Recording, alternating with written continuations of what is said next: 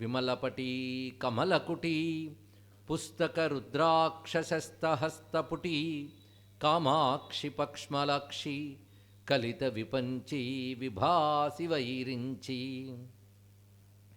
వాగర్థావివ సంపృక్తౌ వాగర్థ ప్రతిపత్తయే జగతః పితరౌ వందే పార్వతీ పరమేశ్వరౌ గురవే సర్వలోకానాం భిషజే భవరోగిణాం నిధయే సర్వవిద్యానాం దక్షిణామూర్తయే నమః.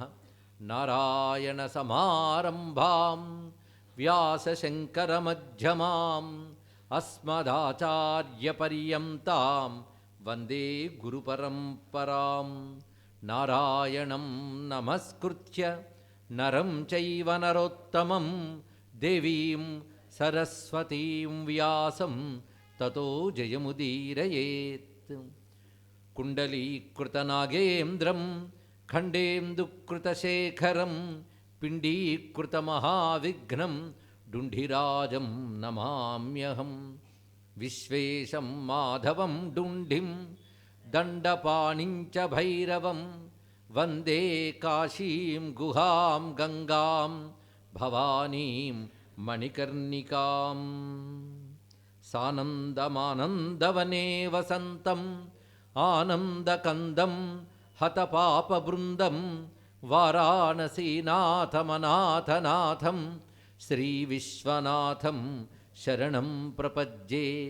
శ్రీమత్పరస్మై నిజచిద్ఘనాయ గౌరీతపఃపూర్ణఫలప్రదాయ కేదారనాథాయ నమః శివాయ. నమో నమః కారణకారణాయ. దేవరాజసేవ్యమానపావనాంఘ్రిపంకజం వ్యాళయజ్ఞసూత్రమిందుశేఖరం కృపాకరం నారదాదియోగిబృందవందితం దిగంబరం కాశికాపురాధినాథ కాలభైరవం భజే. కాశికాపురాధినాథ కాలభైరవం భజే. దేవి సురేశ్వరి భగవతి గంగే త్రిభువనతారిణి తరళతరంగే శంకరమౌళి విహారిణి విమలే మమ మతిరాస్తాం తవ పదకమలే. శివాయ గురవే నమః. శివాయ గురవే నమః. శివాయ గురవే నమః.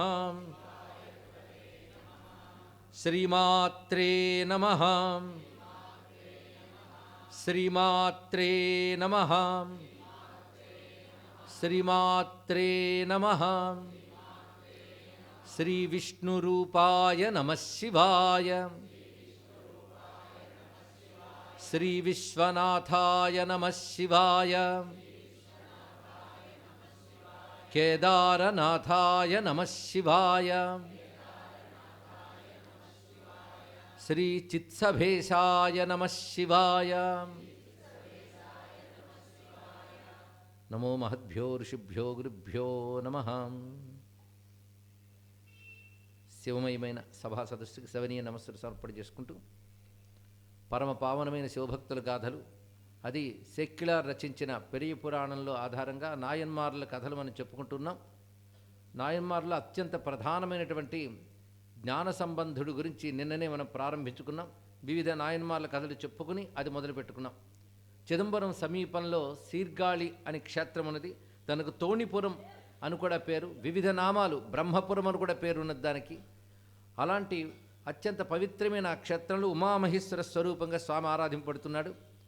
అక్కడ శివపాద హృదయుడు, భగవతి అనేటువంటి పుణ్య దంపతులు సనాతన ధర్మ ఉద్ధరణ కోసమని, ధర్మ విరుద్ధమైనటువంటి ఏ మతాలు వ్యాపించున్నాయో వాటి ప్రాబల్యం తగ్గాలని శివుని ఒక ఉపాసనా మార్గంగా ఆరాధించుకున్నాడు ఆయన.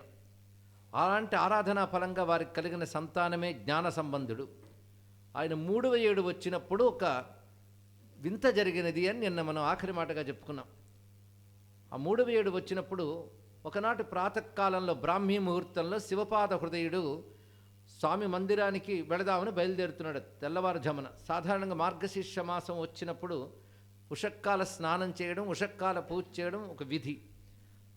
అది శైవాలయాల్లోనూ వైష్ణవాలయాల్లో కూడా విధి అది. దాన్ని అనుసరించి ఆ సమయంలో వెళదాము అని బయలుదేరుతుంటే ఎప్పుడూ నిద్రపోయేటువంటి పిల్లవాడు అప్పుడు లేచి నేను వస్తానని మొదలుపెట్టాడు.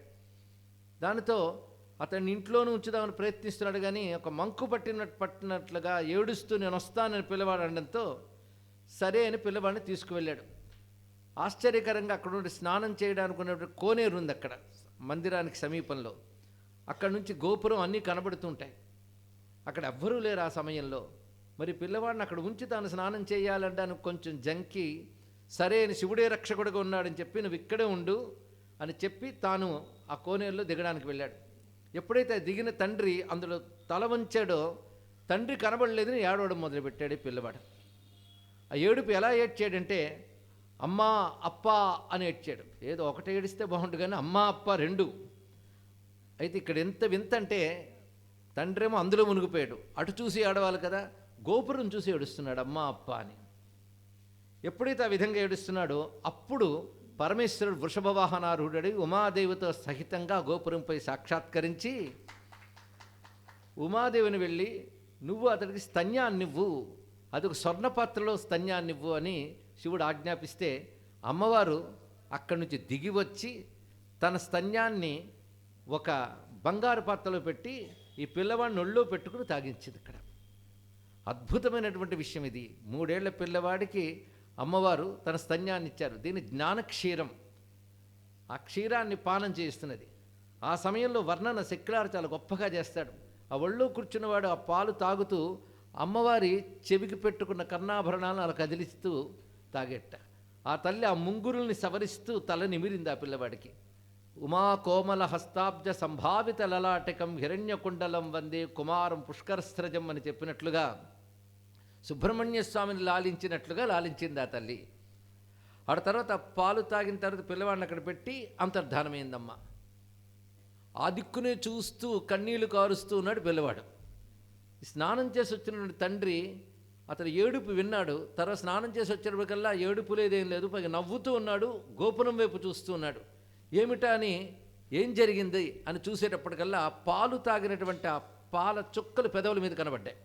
ఎవరో ఏదో ఇచ్చారు ఇతరు తాగేశాడని, ఏం జరిగిందో చెప్పు అని చేతికందున ఒక చిన్న బెత్తం తీసుకుని బెదిరిస్తూ ఏం జరిగిందో చెప్పు, ఎవరేమి ఇచ్చారు, ఏం తాగావు అని అడుగుతూ ఉంటే నవ్వుతున్నాడు ఆయన.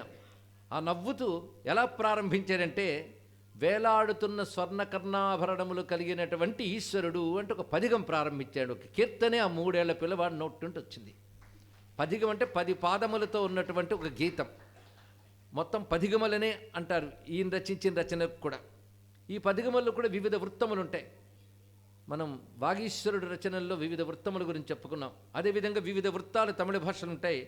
తోడుడియ సెవియన్ అని ప్రారంభించాడు ఈ పదిగం.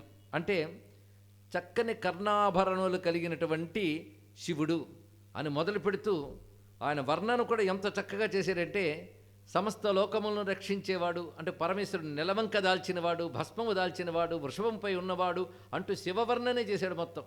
ఆయన నాకు క్షీరాన్నిచ్చాడు అని స్తుతి చేస్తున్నాడు. పైగా అమ్మవారి కర్ణాభరణములు తాకాడు, ప్రారంభించింది కర్ణాభరణుని శివుడు అని ఆయన్ని వర్ణిస్తున్నాడు. పైగా క్షీరం ఇచ్చింది అమ్మవారు, మరి శివుడని ఎలా చెప్తున్నాడండి? ఆ పిల్లవాడిని ఏమంటాం, శివుడిచ్చాడు, ఆయన చెప్పకపోతే ఆవిడ వచ్చేస్తుందా? ఇంకొక రహస్యం ఇందులో ఉంది ఏంటంటే అమ్మవారు జ్ఞానక్షీరం ఇచ్చారు. అమ్మవారు జ్ఞానక్షీరం ఇవ్వగానే ఎలాంటి జ్ఞానం కలుగుతుంది అంటే శివజ్ఞాన ప్రదాయిని కదా అమ్మవారు. అమ్మవారి ఆరాధన వల్ల ఫలితం ఏమిటి చాలామంది అడుగుతూ ఉంటారు. అమ్మవారి ఆరాధన ఫలితం శివజ్ఞానమే. శివజ్ఞానం అంటే బ్రహ్మజ్ఞానమే. బ్రహ్మమునికే శివుడు అని పేరు. ప్రపంచోపశమం శాంతం శివం అని కదా ఉపనిషత్తు చెప్తోంది ఇక్కడ. కనుక ప్రపంచ దృష్టి ఉపశమించిపోయిన తర్వాత ఏ శాంతమైన బ్రహ్మదృష్టి ఉంటుందో, ఆ బ్రహ్మైక్య స్థితి ఉంటుందో ఆ జ్ఞానాన్ని శివజ్ఞానం అంటారు. శివం అనే మాట అంత గొప్పది. ఆ శివజ్ఞానం ఎవరికి వస్తుందో వారికి అంత శివుడే కనబడతాడు. అందుకే ఈ పిల్లవాడి నోటంటే వచ్చిన మాటలు శివవర్ణనే కనబడుతుంది.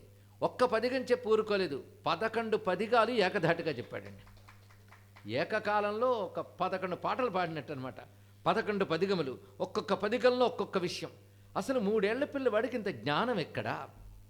ఇందులో శివలీలాములు ఎన్నో స్మరిస్తూ ఉంటాడు. విషాన్ని నిగ్రహించిన లీల కూడా చెప్పబడింది. అదేవిధంగా రావణాసురుణ్ణి కూడా అనుగ్రహించాడు. అంటే ఎలాంటి వాడిని నన్ను అనుగ్రహిస్తావు, నీకు కనికరం ఉంది, కానీ అహంకరిస్తే ఎవరినైనా అణచివేస్తావు. దానికి కూడా రావణాసురుడు పెద్ద ఉదాహరణ. అనుగ్రహించినందుకు గొప్ప సిద్ధులు పొంది కైలాసాన్నే ఎత్తుదామని ప్రయత్నిస్తే ఏం చేశాడు? అణచివేశాడు పరమేశ్వరుడు.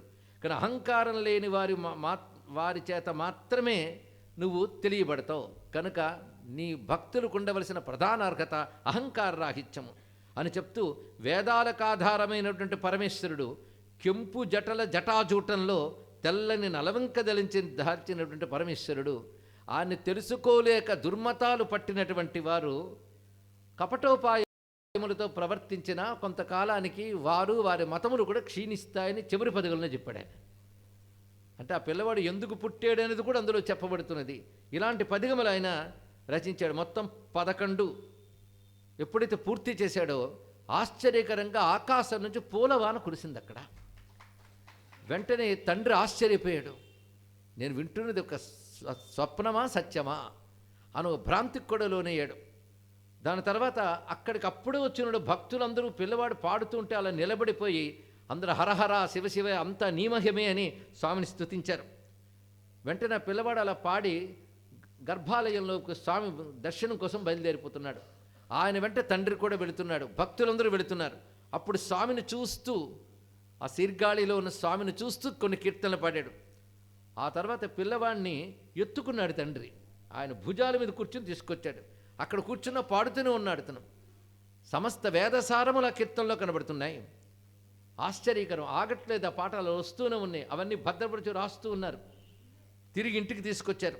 అప్పుడు అక్కడున్న వేదవేత్తలు విప్రోత్తములు జ్ఞాన సంబంధుడిని కీర్తించడం మొదలుపెట్టారంటాడు సెక్యులార్. అని సెక్యులారు జ్ఞాన సంబంధుడి కృతులు రాశాడు కొన్ని. ఇక్కడ శీర్గాళి వాసుల తపఫలమైన వాడు, కౌండిన్య వంశ కల్పవృక్షమైన వాడు, సకల కళలకు జ్ఞానానికి సముద్రం వంటివాడు, అమృతస్వరూపుడు అని చెప్తూ అమ్మవారి యొక్క అనుగ్రహాన్ని పొందినటువంటి వాడు, వేదోద్ధారకుడు, శీర్గాళి పురజన రక్షకుడు, కావేరీ ప్రదేశ రత్నము అయినటువంటి మహానుభావుని ఆదుకున్నట్టుకి సాక్షాత్ ఉమామేశ్వరులే ఇచ్చేశారు అని స్తుతించారు వారందరూ కూడా.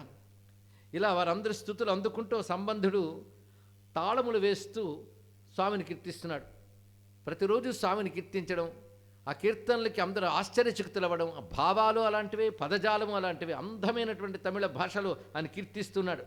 అయితే తాళములు వేస్తూ పాడుతూ ఉంటే ఆ చిన్న చేతులు నొప్పెడతాయి అనుకున్నాడేమో పరమేశ్వరుడు. అంతేకాదు ఒక తాళములు ఆయన ఇచ్చాడు స్వయంగా. చేత్తో తాళం వేస్తూ ఉంటే సువర్ణ తాళములు ఆ చేతిలో ప్రత్యక్షమయ్యేలా చేశాడు పరమేశ్వరుడు. ఎలా కనిపెట్టుకుంటాడో భక్తుణ్ణి. మన సుందరారు శివమిత్రుడు అని చెప్పుకున్నాం, అప్పరు శివదాసుడు అని చెప్పుకున్నాం, ఈయన శివపుత్రుడు అని పేరు పొందాడు. అందుకు పరమేశ్వరుడికి పుత్ర సమానుడుగా, పరమేశ్వరుడు పుత్రుడంటే శివజ్ఞానాన్ని వ్యాపింపజేసిన శివపుత్రుడు అంటే స్కందుడు సుబ్రహ్మణ్య స్వామి. అందుకే తదంశగానే ఇతడు తెలియబడుతున్నాడు జ్ఞాన సంబంధుడు కూడా. అలాగా శివుని కరుణతో ఆ స్వర్ణమయమైన తాళమును తెచ్చుకున్నవాడి గానం చేస్తూ ఉంటే దేవతలు గంధర్వులు కూడా ఆ గానాన్ని వినేవారు అని వర్ణిస్తున్నారు. అలాగే శీర్గాళిలో ఆయన ఉంటూ వివిధములైన ఛందస్సులతో, తమిళంలో ఉన్న రకరకాల ఛందస్సులు ఉన్నాయి, వాటితో ఆయన కీర్తన చేస్తున్నాడు. శీర్గాళి పురవాసులు ఆయన చూసేమనుకున్నారంటే మా తాపములన్నీ పోగొట్టడానికి ఒక జ్ఞానమేఘం ఇక్కడికి వచ్చినది అని కూడా ఆయన అభివర్ణించారు అని చెప్తున్నారు. ఇలా ఉంటూ ఉంటే ఆయన అమ్మ వైపు నాన్నగారు అంటే తాతగారు వారిది తిరునన్నిపల్లి అనే ప్రాంతం. అక్కడి నుంచి వచ్చి మా ఊరి ఆడబడుచు యొక్క పుత్రుడు ఇంత గొప్ప మహిమను చూపిస్తున్నాడని తెలుసుకుని వారందరూ వచ్చి గీతములు విని ఒక్కసారి తాతగారింటికి రా అని పిలిచారు. ఆ ఊరు వెళ్ళారు. ఆ ఊరిలో మళ్ళీ అక్కడున్న ఈశ్వరుని, తిరునన్నిపల్లిలో ఉన్నటువంటి పరమేశ్వరుని కీర్తించారు. మొత్తానికి శీర్గాళి ఎలా మారిపోయింది అంటే ఒక శివలోకంలా మారిపోయింది. అనేక మంది భక్తులు అనేక ప్రాంతాల నుంచి పిల్లవాడిని చూడడానికి విచ్చేస్తున్నారు.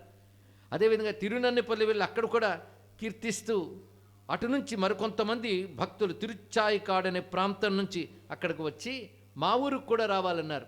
ఇంకా 3 ఏళ్ల పిల్లవాడు ఈ ఊరు ఆ ఊరు తిరుగుతూ పరమేశ్వరుని కీర్తిస్తున్నాడు. ఇలా ఉంటూ ఉండగా ఒక చోట, అది తిరుముళ్ళైవాయిల్ అనే ప్రాంతానికి వచ్చేటప్పటికల్లా ఒక దంపతులు ఆయన వద్దకు వచ్చారు, భార్యాభర్త. వారు ఉభయులు సంగీత కళలో నైపుణ్యం కలిగిన వారు. వీరి గురించి నిన్న చెప్పినప్పుడు ఒక నాయనార్ కథలో వాళ్ళిద్దరి గురించి ప్రస్తావన చేసుకున్నాం. ఆ పేర్లు, వాళ్ళ పేర్లు తిరునీలకంఠ పెరుంపానార్ అని పేరు అతనిది. ఆయన భార్య పేరు మతంగ చూడామణి. వారు ఉభయులు కూడా సంబంధుని చూడాలని వచ్చి 2 చేతులు దోయిలించి నమస్కరించి, మీ విన్న పాటలు మేము వీణ మీద మీటుతాము అన్నారు. సరే మీటండి అని చెప్పాడు ఆయన.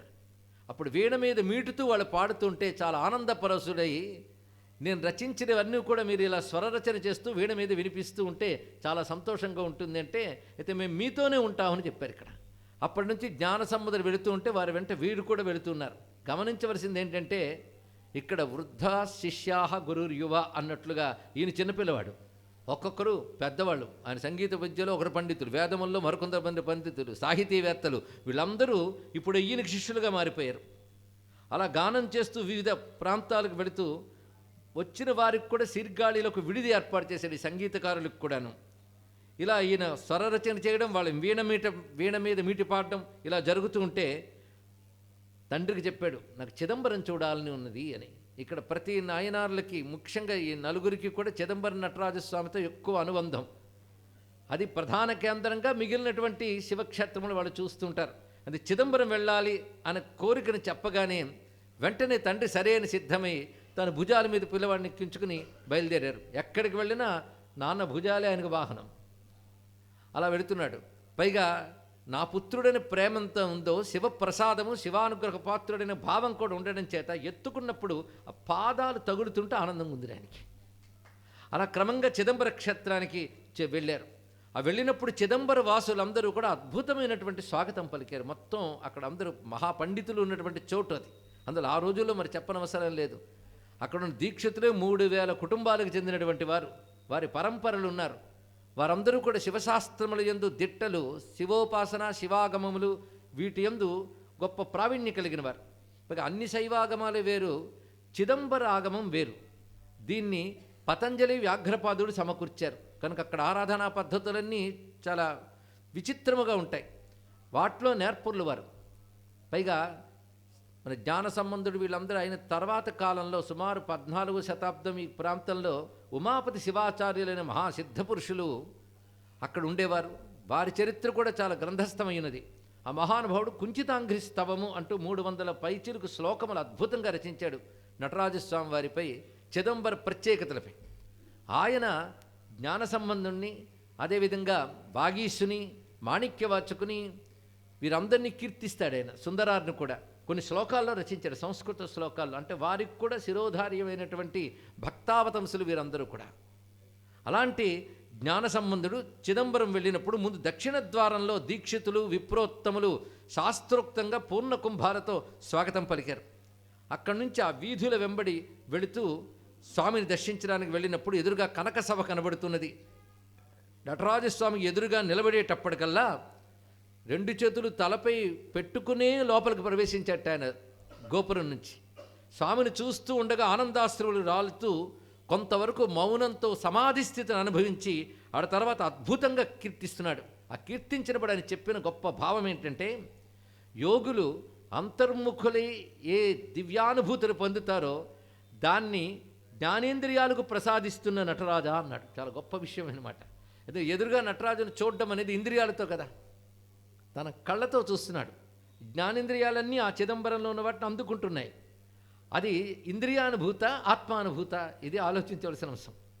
భగవంతుడు ఇంద్రియాలకు అతీతుడు, ఆత్మరూపుడే ఉంటాడు కనుక అంతర్ముఖులైన వారికి ఆత్మానుభవ రూపంలో ఆయన అందుబాటులోకి వస్తాడు. ఆ వచ్చినప్పుడు కలిగే ఆనందం అఖండమైనటువంటి బ్రహ్మానందం. ఆ ఆనందం ఎలా ఉంటుందంటే, స్వాత్మానందలవీభూత బ్రహ్మాద్యానంద సంతతి అని చెప్పినట్లుగా అఖండమైన ఆనందం లభిస్తుంది. అది ఎవరికి? ఇంద్రియాలని జయించి అంతర్ముఖులై స్వస్వరూపాన్ని తెలిసిన వారికి అది లభిస్తున్నది. అలా స్వస్వరూపం తెలిసిన వాళ్ళు ఏ బ్రహ్మానందం అనుభవిస్తారో అది నిన్ను చూస్తే నాకు కలుగుతుంది అంటే అర్థం, అటువంటి ఆత్మానుభూతిని ఇంద్రియాలకు ప్రసాదించేటువంటి పరమాత్మమైన శంకరా నీకు నమస్కారము అనే అద్భుతమైన భావాన్ని ఆవిష్కరిస్తూ 3 ఏళ్ల పిల్లవాడు, ఇంకా 3 ఏళ్ళు పూర్తి కాలేదు, అప్పటికి ఇవన్నీ నడుస్తున్నాయి. 3వ ఏట జరుగుతున్న అద్భుతాలు ఇవన్నీ కూడా. అలా చిదంబరాన్ని చూసి అద్భుతమైన కృతులు చాలా రచించాడు ఆయన. ముఖ్యంగా ఆకాశంలో నాట్యం చేస్తున్న పరమేశ్వర అని ఉంటుంది. నిన్న మనం చెప్పుకున్న కారిక్కాలమ్మన్ కథలో కూడా వటారణ్యంలో ఆవిడ అంతరిక్షంలో నర్తిస్తున్న శివుని వర్ణించింది. అందుకని తను చూస్తున్న క్షేత్రంలో శివుడు కాదు, అక్కడ ఉన్నప్పటికీ క్షేత్ర ఆధారంగా ఆమె దర్శించింది ఏమిటి? ఒక చిదాకాశం. ఆ చిదాకాశ వ్యాపకుడైన పరమేశ్వరుడు, వ్యాపించిన పరమేశ్వరుడు చేసే లీలే శివనాట్యం. ఆ నాట్యాన్ని ఎంత అద్భుతంగా వర్ణించిందో మనం గుర్తు చేసుకుంటే, సప్తకోటి మహామంత్రములు వేదములు ఉంటే అవన్నీ అక్కడ వేదికపై పుష్పాల్లా వెజ్జాలబడ్డాయి. పంచాక్షరి భద్రపీఠమైతే దానిపై ప్రణవరూపుడైన పరమేశ్వరుడు నాట్యం చేస్తున్నాడు అని కారిక్కాలమ్మన్ పునీతవత్ చేసిన వర్ణను గుర్తు తెచ్చుకోవాలి ఈ సమయంలో.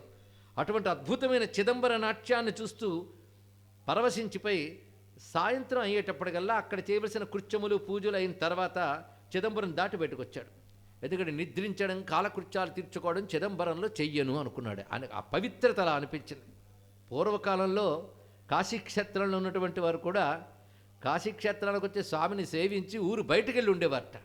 ఎందుకంటే ఇదంతా జ్యోతిర్లింగము, ఇక్కడ అసలు అటువంటి కృత్యములు చేయరాదు. ఏదో మానవ శరీర లక్షణం బట్టి పాదాలు పెట్టవలసి వస్తోందే కానీ పాదములు కూడా పెట్టకూడదు కాశీక్షేత్రంలో అని భావించేవారు ఒకప్పుడు. అలాంటి యోగుల గురించి అత్యంత ప్రాచీనమైన గ్రంథాల్లో ఉంది. అంటే మానవ పాదములు ఎలాగో నేలకు తాకుతాయి కనుక తప్పట్లేదు. దేవతలు కాశీకి వచ్చేప్పటికీ వాళ్ళకున్న శరీర లక్షణానికి సంతోషిస్తారట. ఎందుకంటే వాళ్ళ పాదములు నేలకు ఆనవు గనక మాకు ఆ పాపం రావట్లేదు కదా అని సంతోషిస్తారట. అంతేకాదు వాహనాలతో తిరగట్లేదు ఎవరు దేవతలు కూడా. వారి వాహనాలు కూడా కాశీకి ఆవలి ఆకాశంలో నిలుపుతారు. ఆవలి ఆకాశంలో, ఎందుకంటే వాళ్ళ వాహనాలు నేల మీద కాదు కదా, అక్కడ ఉంటాయి. అందుకే బ్రహ్మాదులకు కాశీ పాదచారమే కాని ఒక్క మర్యాద లేదెక్కిరింత అంటాడు శ్రీనాథ మహాకవి. అక్కడ పాదచారం అంటే పాదం తగిలించి కాదు, తగలకుండా తిరుగుతారు వాళ్ళు. కనుక పాదం తగిలిస్తున్నందుకు క్షమించమని నమస్కరించి కాశీక్షేత్రంలో తిరిగేవారట ఆ రోజుల్లో. దీన్ని బట్టి కాశీ పట్ల మనం చూపించవలసిన మర్యాద ఏమిటో ఒక్కసారి తెలుసుకోవాలి.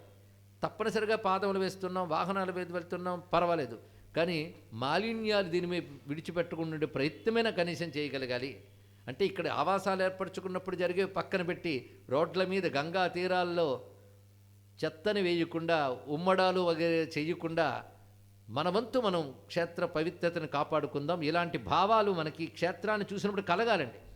ఎందుకంటే సహజ మానవ దృష్టికి దివ్యత్వం కనబడదు, యోగ దృష్టికి కనబడుతుంది. కనబడదు కానీ లేదని లేదు కదా.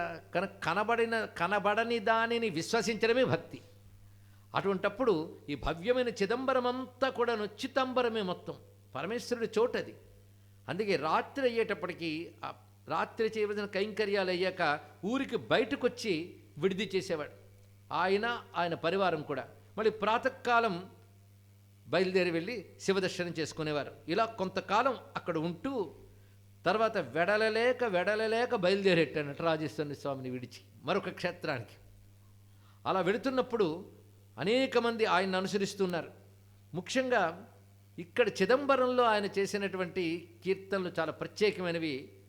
అక్కడ నటరాజ తత్వాన్ని ఆ కీర్తనలు అద్భుతంగా చెప్తారు. ఇప్పటికీ ఆ పదిగవలన్నీ భద్రపరిచి ఉన్నాయనే విషయం మనం మొదట్లో చెప్పుకున్నాం.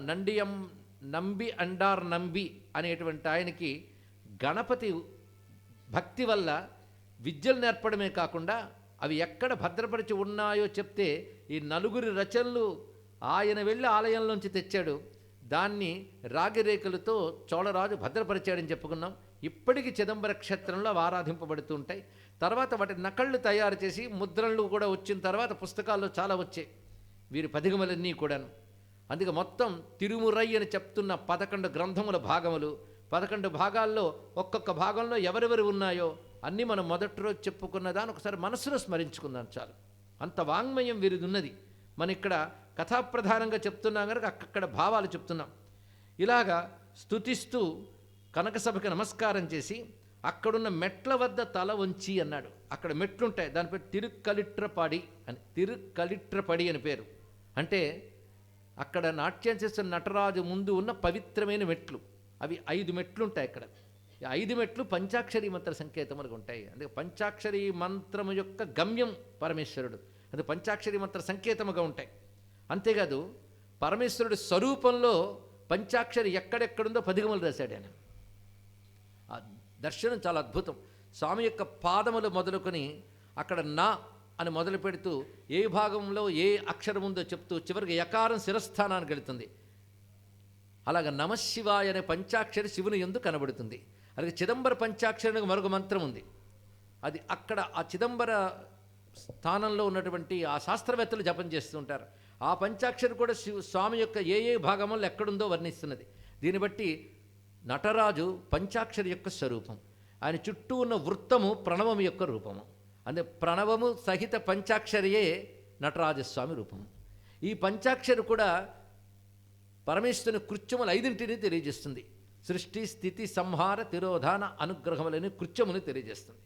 ఈ 5 కృత్యముల నుంచే సృష్టి నుంచి స్థితి నుంచి ఒక్కొక్కటి వచ్చాయని చెప్తూ, సృష్టి కృత్యము భూమిదైతే స్థితి కృత్యము జలము, సంహార కృత్యము అగ్ని, తిరోధాన కృత్యం వాయువు, అనుగ్రహ కృత్యం ఆకాశం. కనుక పంచకృత్యములు పరమేశ్వర స్వరూపములై ఈ కృత్యముల నుంచి పంచభూతములు ఏర్పడి వాటికి మూలమైన గుణములతో సహా అంటే శబ్దస్పర్శ రూపరసగంధాలు ఏర్పడ్డాయి. తర్వాత ఈ పంచభూతములతో తద్గుణమయమైన ప్రపంచాన్ని అనుభవించడానికి పంచ జ్ఞానేంద్రియ పంచ కర్మేంద్రియములు ఏర్పడ్డాయి. వీడి చలనమునకు పంచ ప్రాణములు ఏర్పడ్డాయి. ఇలాగ ఇన్ని పంచలే ఈ పంచరూపముగా పంచారించిన అంటే విస్తరించిన ప్రపంచానికి మూలశక్తి పరమేశ్వరుడు నటరాజమూర్తి. ఈ తత్వము గ్రంథముల్లో ఉండవచ్చుగాక, కానీ అనుభవంతో దర్శించి నటరాజమూర్తి వైశిష్ట్యాన్ని అంత అద్భుతంగా పిల్లవాడు గానం చేస్తూ ఆ మెట్లకి నమస్కారం చేసి అక్కడున్న దీక్షితులందరిపై కృతులు రచించాడు. ఎందుకంటే ఇటువంటి దీక్షితులు స్వామిని సేవించుకునేటువంటి యోగం కలిగిన వాళ్ళు 3000 మంది కైలాసం నుంచి వచ్చారు. చిదంబరంలో ఆలయం ఏర్పడినప్పుడు కైలాసం నుంచి స్వామి పనుపునొచ్చినటువంటి మహానుభావులు మొత్తం 3000 మంది. వారి యొక్క భాగ్యాన్ని స్తుతించాడు. ఇలా ఉంటూ ఉండగా అక్కడ ఆయన వీడమీటే వారు ఇందాక చెప్పుకున్నాం కదా, నీలకంఠ అనే పేరున్నటువంటి వారు, అలాగే మతంగ చూడమని వారు ఉభయులు ఇక్కడ కొంత దూరంలో మా ఊరుంది, మీరు ఆ ఊరు వస్తే చాలా బాగుంటుందని ఆహ్వానించారు. వారి భక్తికి సంతోషించి అక్కడికి బయలుదేరారు. అక్కడ నీవా నది అని ప్రవహిస్తున్నది. దాని పశ్చిమ తీరంలో వారి ఊరున్నది. దీని ఎరక్క తంపులి అంటారు. అక్కడికి వెళ్ళి కొద్ది రోజులుండి అక్కడ పరమేశ్వరుని కీర్తన చేశాడు. అక్కడి నుంచి వృద్ధాచలము అనేటువంటి అది మనం చాలా మార్లు చెప్పుకున్నాం. అక్కడికి వచ్చి అక్కడ గిరి ప్రదక్షిణ అచలముకి ప్రదక్షిణ చేసి పరమేశ్వరి దర్శనం చేసుకుని ఆయన కీర్తించాడు. ఇలా వెళుతూ ఉండగా నెలూయిల్ అనే ప్రాంతానికి ఆయన చేరుతున్నాడు. వివిధములైన క్షేత్రములు ఈ లోపల వర్ణించాడు. సిక్కలారు కూడా ఎన్నెన్ని చూశాడో వర్ణిస్తున్నాడండి. ఇవి వింటూ ఉంటే ఇవన్నీ ఎంతసేపు వస్తుందో మనకు అనిపిస్తుంది. అంటే అన్ని క్షేత్రముల్ని ఇక్కడ పేర్కొన్నారు అంటే ఆ కాలానికే ఆ దక్షిణాపథంలో కావేరీ, నీవా లాంటి పుణ్యనదుల తీరాల్లో ఎన్ని పవిత్రమైన క్షేత్రములు, స్వయంభూ క్షేత్రములు ఉన్నాయో తెలుస్తాయి. అవి ఇప్పటికీ ఆ పేర్లతో వ్యవహరింపబడ్డం మనం చేసుకున్న భాగ్యం అది. ఇక్కడ అందులో ప్రధానంగా నెలూయిల్ అనే ప్రాంతానికి వెళుతూ ఉండగా ఒక స్వప్నం వచ్చింది జ్ఞానసంబంధుడికి. అక్కడికి నువ్వు వెళ్ళేటప్పటికీ ఆలయంలో నీ కోసం కొన్ని కానుకలు సిద్ధం చేసి ఉంచాను, తీసుకో అన్నాడు. స్వప్నం అనగానే ఎవరైనా కొంత సత్యము కొంత భ్రాంతి అనుకుంటారు. సరే ఈయన బయలుదేరి వెళ్తున్నాడు. అక్కడున్న అర్చకులకి గ్రామ ప్రజలకి కూడా ఏకకాలంలో కనబడి, రేపు పొద్దున్న మీరు ఆలయం తలుపు తెరిచి అక్కడ తెర తీయగానే రాబోయే అబ్బాయి కోసం అక్కడ కొన్ని వస్తువులు పెట్టి అందరికి ఇవ్వండి అని చెప్పారు. అందరూ కూడా ఆశ్చర్యపోయారు. ఇది స్వప్నమా ఏమిటి? స్వప్నమైతే సామూహికంగా ఏకకాలంలో వస్తుందా?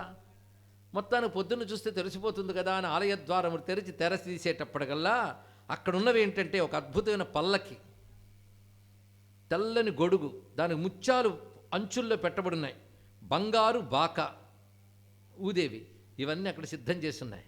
ఇవన్నీ జ్ఞానసముద్రికి ఇవ్వాలట.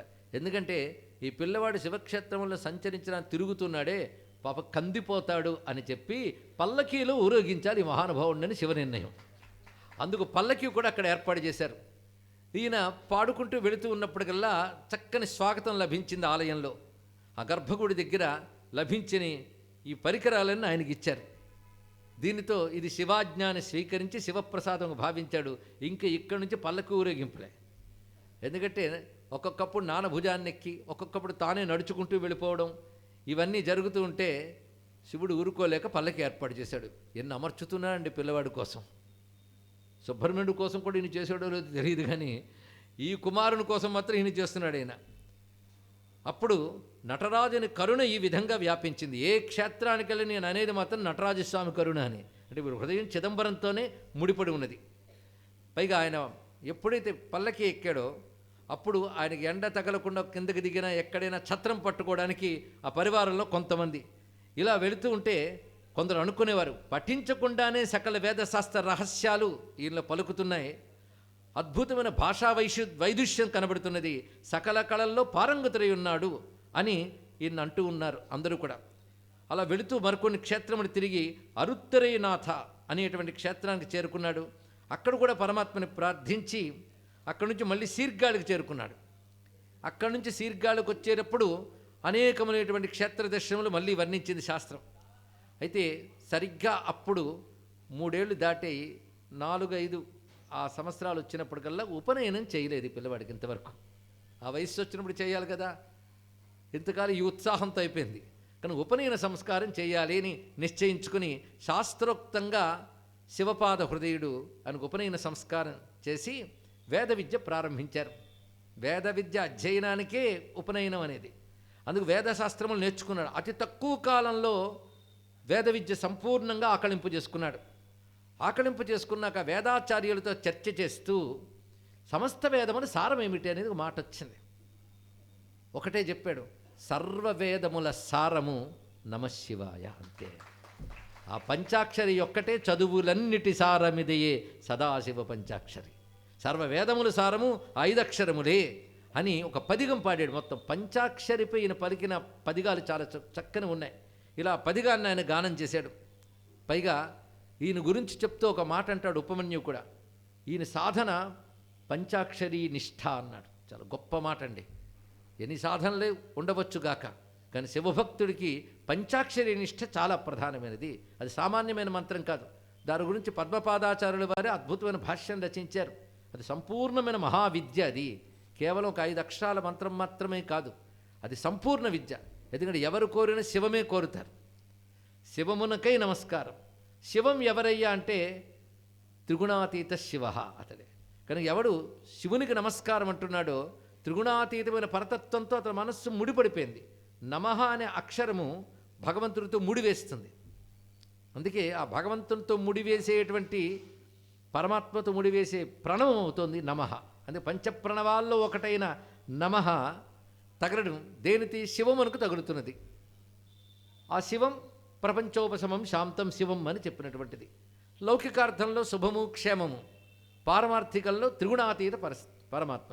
కనుక లౌకిక ప్రయోజనాలకు అదే మంత్రమవుతున్నది, బ్రహ్మ విద్యకి అదే మహావాక్యం వలె పనిచేస్తుంది. అలాంటి పంచాక్షరి మంత్ర వైభవాన్ని బహుపదిగాల్లో కీర్తించాడు ఈ మహానుభావుడు. ఈ సమయంలోనే శీర్గాళ్ళలో ఉన్నప్పుడు ఆయన చూడ్డానికి తిరునావక్కరసు వాగీశ్వరుడు రావడం, ఈ వృత్తాంతమంతా వాగీశ్వరుని కథలో మనం చెప్పుకున్నాం. అదేవిధంగా తిరువయ్యారు ఈయన చేరుకున్నటువంటి వైభవం కూడా చాలా చక్కగా వర్ణించాడు సెక్యులర్. తిరువయ్యారు అంటే నిన్న మనం చెప్పుకున్న పంచనద క్షేత్రం. అక్కడికి వచ్చి ముత్యాల పల్లకి దిగి స్వామిని సేవించుకున్నాడు. అక్కడ ఆలయానికి ప్రదక్షిణ చేసి అక్కడ ఉన్నటువంటి నటరాజమూర్తిని కూడా స్తోత్రించి అక్కడి నుంచి పెరుంపులియూర్ మొదలైన క్షేత్రాలను దర్శిస్తూ వెళుతున్నాడు. పైగా అర్ధనారీశ్వరుడిపై రచించిన కృతులు తిరునయత్తనం, మళపాడు మొదలైన ప్రాంతాల్లో అర్ధనారీశ్వర స్వామిని స్తుతిస్తూ కొన్ని పదిగములు రచించాడు. ఇలా వెళుతూ ఉండగా తిరుప్పాచిల అనేటువంటి ప్రాంతంలో కొల్లి మళవరాజు పాలిస్తున్నాడు. ఒక రాజు కొల్లి మళవ ఆయన పేరు, కొల్లి మళవరాజు. ఆయన గొప్ప శివభక్తుడు. ఆయనకు కుమార్తె కలిగింది. క్రమంగా యవ్వన దశకు వస్తోంది. కానీ ఆమెకి మూర్ఛ వ్యాధి. అది మనసులో చాలా వేదన ఉన్నది. ఒక సమయంలో ఆమె మూర్ఛపోయింది. ఇంకా ఒక విరక్తి, ఒక విసుగు లాంటిది వచ్చింది వేదనతో. ఇంకా శివుడే కాపాడాలి అని చెప్తూ శివపాద భక్తే సకల దోషములని నివారిస్తుంది. ఈ వాక్యం అతను బాగా దృఢంగా విశ్వసించి అమ్మాయిని ఎత్తుకు వచ్చి శివుడి దగ్గర పెట్టాడు, శివలింగం దగ్గర క్షేత్రంలో. ఈ సమయంలో అలా పెట్టాను బాధపడుతూ ఉంటే భేరీనాదములు, ఒక కోలాహలం వినబడింది ఊళ్ళోకి. అంటే ఎవరో వస్తున్నారు. ఎవరు అనేది రాజు ఎప్పుడైతే ప్రశ్నించాడో కొందరు వచ్చి చెప్తూ క్షేత్ర దర్శనకై జ్ఞాన సంబంధుడు ఏం చేస్తున్నాడు అని తెలియగానే ఒక్క ఉదుటం లేచాడు. ఎందుకంటే అప్పటికే జ్ఞాన సంబంధుడి ఖ్యాతి వ్యాపించింది. కానీ వచ్చినవాడు మహానుభావుడని తెలుసుకుని తాను పరివారంతో వెళ్ళి అసలు అన్ని ఏర్పాట్లు చేయలేదు, మనం తనంత తాను శివుని కోసం వస్తున్నాడని అప్పటికప్పుడు అందరికీ హెచ్చరికలు చెప్పి చక్కగా తోరణములవన్నీ పెట్టి మార్గములు శుద్ధం చేసి చక్కగా ఆహ్వానించాడు. ఆ రాజు యొక్క ఆహ్వానం అందుకుంటూ పల్లకి దిగిన వాడి శివుని వద్ద కాలినడకను వచ్చి ప్రదక్షిణ క్రమంలో శివకీర్తన చేసుకుంటూ వచ్చినవాడు గర్భగుడికి సమీపించేటప్పటికల్లా అక్కడ ఆమె శరీరాన్ని అలా పెట్టి రాజున్నాడు. మూర్ఛితురాలేని ఆమె శరీరాన్ని అక్కడ పెట్టి వెంటనే ఏమిటిది అన్నాడు. నీ రాకచేత ధన్యుణ్ణైపోయి నేను పరవశంతో చెప్పలేపాను, ఈమె నా కుమార్తె, ఎన్నుడు లేనిది ఇవాళ ఇక్కడ ఈమె తెచ్చిపెట్టడం, నువ్వు ఇక్కడికి రావడం, ఇదేదో ఒక దైవికమైన మాటగా నాకు అనిపిస్తున్నది. మూర్ఛ వ్యాధితో బాధపడుతుంది నా కుమార్తె, ఎప్పటికి బాగుపడుతుందో నాకు తెలియట్లేదు, అది శివునిదే బాధ్యత అని ఇక్కడ పెట్టేశానన్నాడు. వెంటనే జాలి కలిగి ఆయన నీలకంఠ అనే పదం ప్రారంభించి ఈ కన్యకకి వ్యాధి వదిలేలా చేయడం నీకే సాధ్యమవుతుంది, నువ్వే విడిచిపెట్టేస్తే ఇంకెవరు రక్షిస్తారు అనే భావంతో పదిగం పాడాడు. ఇప్పటికీ పదిగాలు దొరుకుతాయండి. అంటే ఈ సంఘటనల యొక్క యథార్థ స్థితిని ఆ పదిగాలు రుజువు చేస్తుంటాయి. ఎప్పుడైతే ఈ విధంగా పాడాడో ఆమె లేచి కూర్చుంది ఒక్కసారి. ఇంకా వ్యాధి సంపూర్ణంగా నయమై జ్ఞాన సంబంధుడికి నమస్కారం చేసుకున్నది. ఇలాంటి తన కీర్తనలు మంత్రమయములైనటువంటి కీర్తనలతో ఎందరిని తరింపజేశాడు ఆయన. ఇలా క్రమంగా అక్కడున్న స్వామిని స్తుతించి అక్కడి నుంచి మరొక క్షేత్రానికి చేరుకున్నాడు. యాంగౌమలై అనే క్షేత్రము, శంకునూరు అనే క్షేత్రము. ఈ క్షేత్రానికి చేరినప్పుడు నేను దాని గురించి కూడా ప్రస్తావన చేసుకున్నాం. అక్కడే కరువు ఏర్పడినప్పుడు అప్పరు ఈయన కలిసి స్వామిని స్తుతిస్తే బంగారు కాసులు అక్కడ ఇచ్చి దాని ద్వారా అందరికీ అన్నదానం మొదలైన చేయించాడు, ఆ కరువు కాలం పోయే వరకు అనే విషయాన్ని కూడా చెప్పబడుతున్నది. అలా ఈయన వెళుతూ ఉండగా ఒకచోట కురింజి, ములై మొదలైన అటవీ ప్రాంతాలకు వెళ్ళాడు. అంటే ఎక్కడెక్కడికి చొచ్చుకుపోయాడో చూడండి. ఆ రోజుల్లో ఇన్ని నగరాలు, ఇన్ని పల్లెలా, అప్పుడున్న అరణ్యములు అవి ఉండేవి. అరణ్యాల్లో బోయపల్లెలు మొదలైనవి ఉంటూ ఉంటాయి. అలాంటి ఆటవికల ప్రాంతాల్లోకి వెళ్ళాడు. అక్కడ వాళ్ళల్లో కూడా శివారాధన ఉన్నది. ఇది తెలుసుకోవాలి. భారతదేశంలో అన్ని వర్గముల వారు వేదములో చెప్పిన దేవతలనే వారి వారి ప్రేమగా వారి పేర్లతో కొలుచుకుంటూ ఉంటారు. అందుకే సనాతన ధర్మం అన్ని వర్గాలకి, అన్ని వర్ణాలకి, భారతదేశంలో ఉన్న ఆసేతు సీతాతలు ఉన్న అందరికీ సంబంధించినదే, ఎవరు కొందరిది కాదు. ఒక్కొక్కరు ఒక్కొక్క పద్ధతిలో. ఎందుకంటే భగవంతుడు ఒకే పద్ధతిలో ఉండాలి, ఒకే పుస్తకం ద్వారా దొరకాలని లేదు. అదే భారతీయ సంస్కృతి గొప్పతనం. అందరూ ఆరాధించేది మాత్రం ఆ దేవతలనే, పేర్లు మాత్రం మారుతూ ఉంటాయి. అక్కడికి వెళ్ళి అక్కడ కూడా గానం చేస్తూ ఉన్నాడు. అయితే ఈ అటవీ ప్రాంతాలకు వెళ్ళేటప్పటికల్లా అక్కడ ఒక భయంకరమైన రోగం అప్పుడు వ్యాపించున్నది. అందుకే వాతావరణం మార్పులు కావచ్చు, క్రిమికీటకాల వల్ల కావచ్చు, రోగాలు వస్తుంటాయి. అది శీతజ్వరం అనే పేరుతో ఒక భయంకరమైన రోగం వ్యాపించింది. ఈ దుస్థితిని చేసి మనస్సు కదిలి ఆయన స్తుతించడం మొదలుపెట్టాడు. ముందు తీవ్రమైన చలితో కూడిన జ్వరం దాని లక్షణం. అక్కడికి వెళ్ళేటప్పటికల్లా స్వామిని స్తుతిస్తూ, స్వామి నువ్వు ఎలాంటిదైనా నిగ్రహిస్తావు, ఎందుకంటే రోగములకి కారణం విషం. విషం అంటే అర్థం ఏంటంటే ప్రాణం తీసేదని ఒక అర్థం చెప్పినా, కూడని పదార్థములే విషములు అన్నాడు. ఇక్కడ టాక్సిన్స్ అని మనం అంటూ ఉంటాం. ఇలాంటి విషములన్నీ తొలగించాలి అంటే విషాన్ని కంఠంలో పెట్టి నిగ్రహించే నీకు తప్ప ఎవరికి సాధ్యమవుతుందయ్యా? అందుకే ఇలాంటి వ్యాధులను నువ్వే తొలగించాలి. కానీ నీలకంఠుడివి నువ్వు, వైద్యనాథుడివి నువ్వే కదా అంటూ స్వామిని స్తుతించు. నీ నీలకంఠ అనేటువంటి నామమే ఒక మంత్రము. ఆ కంఠం చూస్తే మాకు తెలుస్తుంది, సహజమైన కృత్రిమమైన క్లేశముల నుంచి రక్షించేవాడు నువ్వు. సహజమైన కృత్రిమమైన రెండు విషయం చెప్పాడు ఇక్కడ. అంటే పుట్టుకతో వచ్చినవి, ప్రకృతి సంబంధమైనవి ఒకటి, మన జాగ్రత్తల వల్ల మన ప్రవర్తనల వల్ల వచ్చేటువంటివి కృత్రిమములు. ఈ సహజ కృత్రిమ క్లేశములను తొలగించగలిగే నీలకంఠ ఇక్కడి వ్యాధిని పోగొట్టు అన్నాడు. ఆశ్చర్యకరంగా ఈ పదిగం పాడగానే అక్కడున్న వ్యాధి మొత్తం నిర్మూలనమైందండి. ఆ తర్వాత తిరునావలి, కోవిల్, రత్నగిరి మొదలైన క్షేత్రములు చూస్తూ తిరువాణైక్క అనే క్షేత్రానికి వచ్చాడు. అది జంబుకేశ్వరుని చెప్పబడుతున్న క్షేత్రం. తిరువాణైక్క అంటే జంబుకేశ్వరుని చాలామందికి తెలిసి ఉంటుంది. పంచభూత లింగాల్లో జలలింగం ఉన్న చోటు. అక్కడ అమ్మవారు అఖిలాండేశ్వరి అనే పేరుతో ఉంటారు. ఆ క్షేత్రానికి వెళ్ళి గానం చేశాడు. ఇప్పటికీ సంబంధుడు, అప్పరు మొదలైన వారు ఏ ఏ క్షేత్రములకు వచ్చి ఏ గానములు చేశారో వాటినక్కడ కుడ్యములపై, గోడలపై లిఖించి ఉంచారండి ప్రమాణములుగా. అక్కడున్న దైవాన్ని ప్రస్తావన చేస్తుంటారు. ఇలా అక్కడ కొంతకాలం ఉండి అక్కడి నుంచి తిరునల్లూరు అనే ప్రాంతానికి చేరుకున్నాడు. ఆ తిరునల్లూరు చాలా ప్రధానమైన క్షేత్రం. కొన్ని క్షేత్రములకు 2-3 పర్యాయాలు వెళ్ళినట్లు కూడా తెలుస్తున్నది. అటు నుంచి కారుకావూరు అనే క్షేత్రం, అక్కడ గర్భరక్షా క్షేత్రం అంటారు, అమ్మవారు కూడా గర్భరక్షాంబ ఉన్నటువంటి చోటది. అక్కడికి వెళ్ళి స్వామిని స్తుతిస్తూ స్వామి దర్శనానుభూతిని ఎలా చెప్తాడంటే 2 మాటలతో, సామవేదము చేత స్తుతింపబడేవాడు అన్నాడు ఇక్కడ. సామ నిగమజ సుధామయ గాన విచక్షణ గుణశీల దయాలవాల మాంపాలయ. అది గుర్తెచ్చుకుంటే స్వామి గురించి వర్ణిస్తూ సజ్జోజాతాది పంచవక్త్రజ, ఆ కీర్తనలోనే నాదతనుమనిషం శంకరం నమామి మే మనసా శిరస మోదకర నిగమోత్తమ సామవేదసారం వారం వారం. ఎందుకంటే వాక్కులకు సారం రుక్కులు, రుక్కుకి సారం సామం, సామములకు సారం ఉద్గీతము అని వర్ణ చెప్పబడుతుంటే, అంటే ఎలుగెత్తి గానము చేయుట, దానికి సారం ప్రణవం అన్నారు ఇక్కడ. ప్రణవస్వరూపుడు పరమేశ్వరుడు. అందుకే ఆయన సామవేదమును ప్రసాదించిన సామవేద సారస్వరూపుడైన స్వామి అని చెప్తూ, ఆయన దేహఛాయ ఎలా ఉన్నదంటే జ్యోతి వలె ప్రకాశించేవాడన్నాడు. శివుడు అంటేనే జ్యోతిస్వరూపుడు, జ్యోతిర్లింగం అంటున్నాం. ఆయన రూపం ధరించిన ఆ రూపం జ్యోతిస్వరూపంగా భాషిస్తోందిట. అందుకే హిరణ్యవర్ణాయ హిరణ్యబాహవే హిరణ్య రూపాయ హిరణ్యపతయే అంబికాపతయే పశుపతయే ఉమాపతయే నమః అన్నారు. ఆ హిరణ్యవర్ణ హిరణ్యబాహు లక్షణము ఆ జ్యోతిస్వరూపాన్ని చెప్తున్నది అని కీర్తించాడు.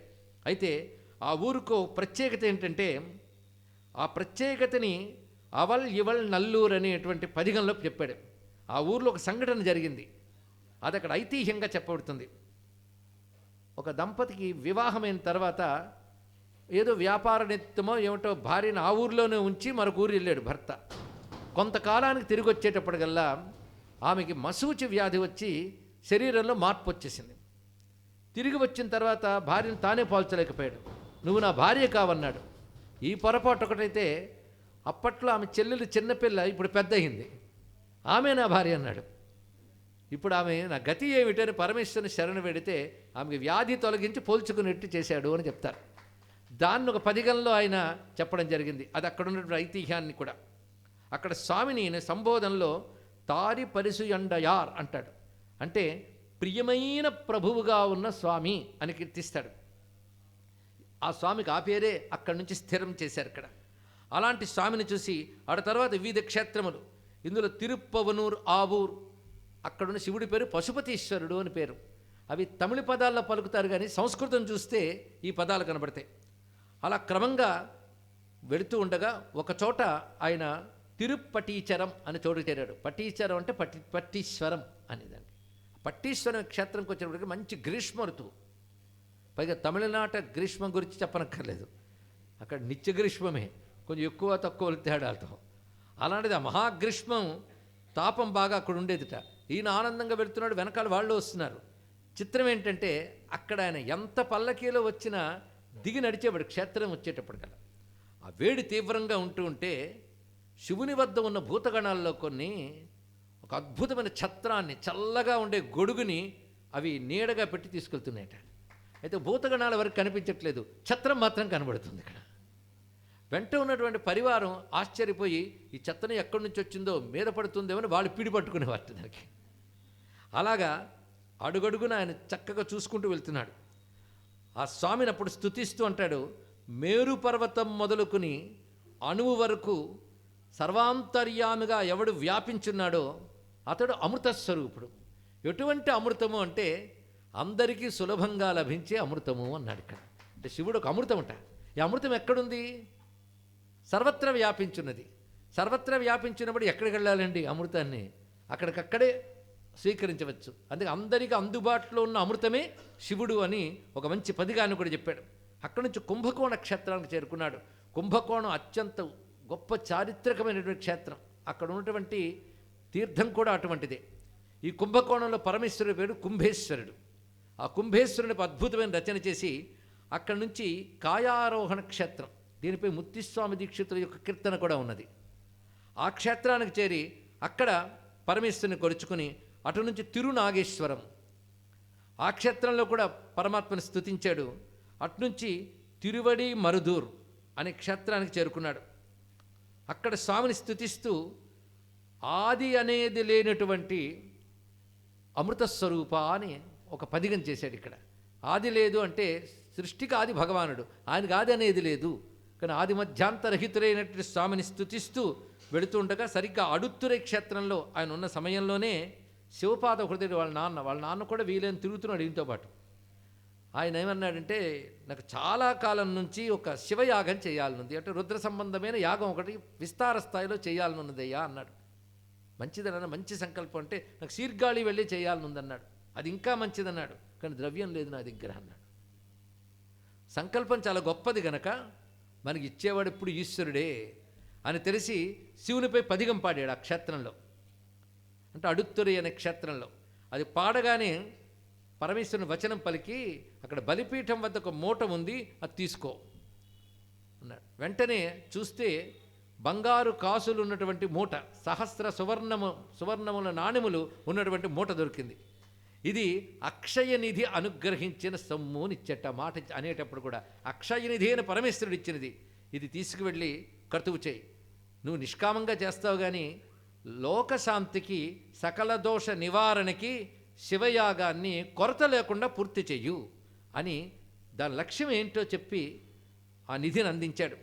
తాను మాత్రం ఈ కీర్తనలు పాడుతూ వెళ్తున్నాడు. తండ్రి మాత్రం ఈ సంపదను తీసుకుని శీర్గాలి వెళ్ళి అద్భుతంగా యాగం చేశాడు. ఈయన ఆదుత్తరే క్షేత్రంలో కొంతకాలం ఉండి అక్కడ శివుని ఆరాధన చేసి అక్కడి నుంచి మరొక క్షేత్రం చేరుకున్నారు. అక్కడ ఒక అద్భుతమైన గీతం పలుకుతూ ఉంటే ఈయన ఒక మాట అన్నాడు, పక్కన వీణ మీటేవాడు.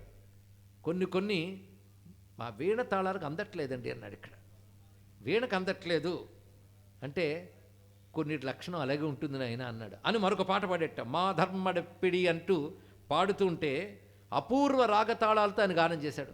ఎంతకాలం ఏమనుకుంటున్నాడంటే, ఆయన పాడుతూ ఉంటే నేను వీణ మీద వాటికి తాళములు స్వరములు ఇస్తున్నాను అనుకున్నాడు. ఈశ్వరుడు ఏం చేయదలుచుకున్నాడు కానీ అందట్లేదని చేత అనిపించి మరొక కీర్తన అతని చేత పలికించి వాటికి ప్రయత్నిస్తే ఆఖరికి వాటి వీణ మీద మీటలేకపోయేట అతను. మీటలేక ఒక మాట అంటున్నాడు, నాకు అహంకారం ఒకటి ఉంది, వీణను నేను చాలా వాయించడం వల్లనే మీరు ఇన్ని కృతులు పలుకగలుగుతున్నారు, ఈ కృతులు ప్రసిద్ధి చెందాయి అనేది ఎక్కడో నాకు లోపం, అహంకారం వచ్చేసింది, బుద్ధి వచ్చింది, దివ్యగానం వీటికి కూడా అతీతంగా ఉంటుంది అని అర్థమైంది, మీది దివ్యగానం అని చెప్తూ నా అహంకార దోషం చేత నేను ఇంకా ఇవాళ నుంచి వీణ మీటనని విసిరిపోయాడు. ఆయన ఆపి, అలా అనద్దయ్యా, ఎదుటి ఈశ్వరానుగ్రహం వల్ల నీకు వీణావాదన వచ్చింది, అందుకే వీణావాదన తత్వజ్ఞ శృతి జాతి విశారద తాళజ్ఞశ్చ అప్రయాసేన మోక్షమార్గం నిగచ్చతి అనేటువంటి మాట యాజ్ఞవల్కుడు తెలియజేశాడు. కనుక ఇది సాధనకు అనుకూలమైనటువంటి యోగ విద్య. అది అలా చెయ్యకు, నువ్వు ప్రయత్నించు, వీణ మీటే ప్రయత్నించే, నువ్వు చేయగలిగింది నువ్వు మీటు అని చెప్పి తిరిగి మళ్ళీ అప్పచెప్పాడు. దీన్ని బట్టి అహంకార రహితంగా చిదంబరుని యొక్క భక్తితో ఈ స్వామిని జ్ఞాన సంబంధం సేవించుకునే యోగం మళ్ళీ ప్రాప్తించింది ఆయనకి. ఈ కథ చెప్పడంలో ఉద్దేశం ఏంటంటే, దివ్య విద్యలు మామూలు శాస్త్రముల యొక్క బద్దలకు అందనివి కూడా ఉంటూ ఉంటాయి, వాళ్ళ శబ్దములే వేరు. అందుకే వేదముల్లో కొన్ని మంత్రములకి లౌకికమైన వ్యాకరణం అందదు. అక్కడ ఎవరు ఆ మధ్య ఆత్మాయ నమః ఆత్మలింగాయ నమః అంటే ఆత్మాయ అనకూడదు, సంస్కృతంలో ఆత్మని అనాలి. వెంటనే పండితుడు సవరించి ఆత్మనే నమః ఆత్మలింగాయ నమః అనాలి అంటే పండితులు కూడదని చెప్పారు. ఎందుకంటే వేద వ్యాకరణం వేరు, మన వ్యాకరణం వేరు. అన దివ్యశాస్త్రములు ఈ కొలబద్దలకు అందవు అని చెప్పడం, అలాంటి దివ్యమైనటువంటి అక్షరములు స్వరములు భగవద్ అనుభూతితో ఏకకాలంలో ఒక ప్రవాహంలాగా ఆయన నుంచి వస్తూ ఉంటే అవి వీటికి అందుతాయా? ఆ వీణాకారుడి యొక్క యోగం వల్ల అందినంత మేరకు వీణ మీటగలిగి అతను భాగ్యం ఇచ్చాడు. దీనితో మా వల్ల ఆయనకేదో అనుగూడుతోంది అనేటువంటి ఏదో చిన్నపాటి అహంకారం ఉంటే తొలగిపోయింది ఇక్కడ. అందుకే మహాత్ములు అవతల వాళ్ళకి అవకాశం ఇస్తారే తప్ప వాళ్ళు లేకపోతే వీళ్ళు చెయ్యలేరు అనుకోవద్దు. అందుకే వానర వీరులకు కూడా రాముడు రావణ మూల సైన్యాన్ని కొట్టుడు బుద్ధి వచ్చింది. మేమేదో సహకరించాం, సేతు కట్టాం, ఏం అక్కర్లేదు, ఆయనే చేసుకోగలడు, కానీ మాకు ఆ భాగ్యం ఇచ్చాడని అలాంటి భావం కలిగింది ఈ వీణాకారుడికి. మొత్తానికి అక్కడి నుంచి క్రమంగా బయలుదేరి వివిధ క్షేత్రములు సంచరిస్తూ ఉన్నాడు. ఈ లోపల ఒక చోట ఆలయానికి వెళ్ళినప్పుడు పల్లవరాజు ఆహ్వానం మీద ఒక క్షేత్రానికి వెళ్ళాడు ఆయన. కొంతమంది తోవలో కలవడం కథలన్నీ ఉన్నాయి, కానీ కథలు మన ఇదివరకు వృత్తాంతాల్లో చిరుతొండర్ మొదలైన వారి వృత్తాంతాల్లో ఆయనపై భక్తులే ఆతిథ్యం ఇవ్వడం, జ్ఞాన సంబంధుడిని పిలవడం, వాళ్ళు చివరికి జ్ఞాన సంబంధుడు ఐక్యమయ్యారని చెప్పిన దానిలో కొన్ని వృత్తాంతాలు ఉన్నాయి. అవి ఇక్కడ కూడా వస్తాయి. కనుక వాటిని పునరావృత్తి చేయట్లేదు ఇక్కడ. ఇది పల్లవరాజు ఆహ్వానంపై ఒక చోటుకు వెళ్ళినప్పుడు అక్కడ ఒక వైశ్య యువకుడు, ఒక కన్యక కనబడ్డారు. ఆ కన్యక ఏడుస్తోంది అక్కడ మఠం వద్ద. ఏమిటంటే అప్పుడు విషయాన్ని చెప్పింది. ఆ యువకుడు వాళ్ళ నాన్నగారికి మేనల్లుడు, మంచి వ్యాపారవేత్త. అతడికి ఆయన కూతుర్ని ఇమ్మని అడిగాడు, కానీ అతను ఇవ్వలేదు. ఇస్తాడేమో అని ఆశపడ్డాడు. మొత్తం 6 సంతానం. మొదట 5లో ఒక కూతుర్ని వేరే వాళ్ళకి ఇచ్చాడు. ఇప్పుడు రెండో కూతుర్ని ఇవ్వయ్యా మేనమామ అంటే ఇవ్వలేదు. అలా అయిపోతుంటే అతని మనసు చాలా బాధపడుతుంటే చివరి కూతురు మాత్రం, మా నాన్న నన్ను కూడా నీకు ఇచ్చేటట్లేడు, నీ బాధ గమనించాను, కనుక మన ఇద్దరం వెళదాం పదా అని ఇద్దరు కలిసి వచ్చేసారు అక్కడికి. వచ్చా ఈశ్వరుని సన్నిధికి వచ్చి ఆయన నమస్కారం చేసుకుని ఆయన అనుగ్రహం పొందుదాం అనుకుంటుని మఠంలో బస చేస్తే ఒక పాము కాటుకు అతను మరణించాడు అక్కడ. పైగా ఊరు పట్టించుకున్నవాడు లేడు, ఏడుస్తోంది అక్కడ. ఆ సమయంలో జ్ఞాన సంబంధుడు అక్కడికి వెళ్ళాడు, విషయం తెలుసుకున్నాడు. మా తండ్రి పేరు దామనుడు, వైవూరు అనేది మా ప్రాంతం, ఆయన ఉత్తముడైన వైశ్యుడు, ఇంకా చెప్పండి వైశ్యులకు పెద్దగా ఉన్నాడు, ఆయన మేనల్లుడు ఈయన, ఆయన కుమార్తె నేను మొత్తం వృత్తాంతమంతా చెప్పిన వెంటనే అతడు ఒక భస్మం తీసుకుని అతని మీద రాసి శివుని కీర్తన చేయగానే అతడు కూడా బ్రతికాడండి. ఇలాంటి వింటూ ఉంటే మన కథల్లో కల్పితాలు అనుకోవడానికి లేదు. మంత్రస్వరూపమైన గీతములు, సిద్ధపురుషుడు ఆయన చేత్తో పట్టుకుంటే భస్మం కూడా ఔషధం అయిపోతుంది అని తెలుసుకోవాలి ఇక్కడ. అందుకే విభూతి మహిమను వర్ణిస్తూ కూడా ఆయన రచనలు చేశాడు, విభూతి మహిమ ప్రస్తావన చేస్తూ. ఈ విధంగా వెళుతూ క్రమంగా తిరుప్పుగలూరు చేరుకున్నాడు. అక్కడ మురుగనాయనార్, ఆయన కథ కూడా మనం చెప్పుకున్నాం గుర్తున్న వాళ్ళకి, స్కందనాథుడు అనే పేరుతో. ఆయన యొక్క ఆతిథ్యం పొంది అక్కడున్న వర్ధమానేశ్వరుని స్తుతించాడు. తర్వాత తిరువారూరు చేరాడు. ఈ తిరువారూరు కూడా అత్యంత ముఖ్యమైనటువంటి చోటు. ఈ శైవ సిద్ధాంతానికి ముఖ్యమైన స్థలాల్లో కాంచీపురం ఒకటి, తిరువారూరు ఒకటి, ఇంకా చిదంబరం చెప్పనక్కర్లేదు. ఇలాంటి ముఖ్యమైన కొన్ని చోట్లు ఉంటాయి. ఈ తిరువారూరు వచ్చినప్పుడు ఈయనకు అద్భుతమైన స్వాగతం లభించింది అక్కడ కూడా. ఆనాటికే అవి ప్రసిద్ధమైన స్థలములు. జన్మమాత్రం చేతే ముక్తినిచ్చేటువంటి క్షేత్రం తిరువారూరు, కమలాలయం అని పేరున్నటువంటి చోటు. అక్కడ ఈయన వచ్చినప్పుడు సుగంధపు పొడిని, లాజలిని జల్లి ఆహ్వానం పలికెట్ట. అలా పల్లకిలు అక్కడికి వచ్చి అక్కడ కూడా దిగి వాల్మీకినాథుని, చాగేశ్వరుని కీర్తిస్తూ ఉన్నాడు. పైగా దిగి ఆయన వెళ్ళిపోతూ ఉంటే, పల్లకి దిగి వెళ్ళిపోతున్నాడు వీధుల్లో నడుస్తూ స్వామి వద్దకు. ఆ వెనకాల అప్పరు కూడా ఆయనతో ఉన్నాడు. ఆ సమయంలో నువ్వు ఈశ్వరుడిచ్చిన పల్లకిని విడిచిపెట్టి ఇలా దిగడం మంచిదేనా, దిగి నడవడం మంచిదేనా? అప్పుడు ఈశ్వరుడు ప్రసాదాన్ని తృణీకరించడం కాదు అన్నట్టు అప్పరు. అంటే పాపం పిల్లవారు నడుస్తుంటే తట్టుకోలేపాడు ఆయన ఇక్కడ. అప్పుడు చిన్న నవ్వు నవ్వి సంబంధుడు వినయంతో, సరే నీ కోరికే నెరవేరుదుగాక అని చెప్పి మళ్ళీ పల్లకి ఎక్కాడు ఆయన. అంటే అప్పరికి సంబంధానికి ఉన్నటువంటి అనుబంధాన్ని కూడా చెప్పడం కోసం ఇదంతా కూడా. అలా క్రమంగా వెళుతూ వీలిమలై అనే చోటుకు చేరుకున్నాడు. అక్కడున్నాడు ఆయన. శీర్గాళి విడిచి చాలా కాలమైంది.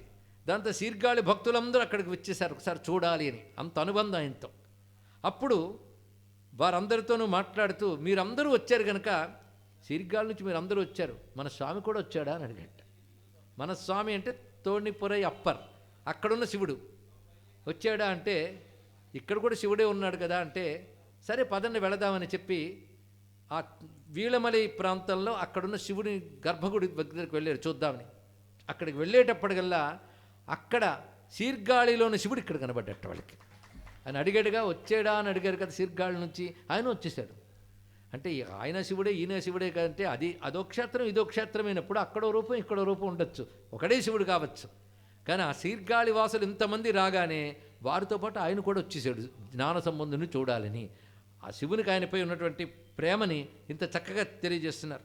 ఇలా వెళుతూ త్రోవలో అనేక దుర్మతాన్ని ఖండన కూడా చేస్తున్నాడు. ఆ సమయంలో వీరు వేదారణ్యం అనే ప్రాంతంలో అప్పర్తో సహా ఉన్నాడు. భక్తులందరూ అప్పర్కి సంబంధించిన వాళ్ళు, వీరికి సంబంధించిన వాళ్ళు కూడా అక్కడే విడిది చేశారు. ఆ సమయంలోనే కబురు వచ్చింది ఆయనకు దూతల వల్ల.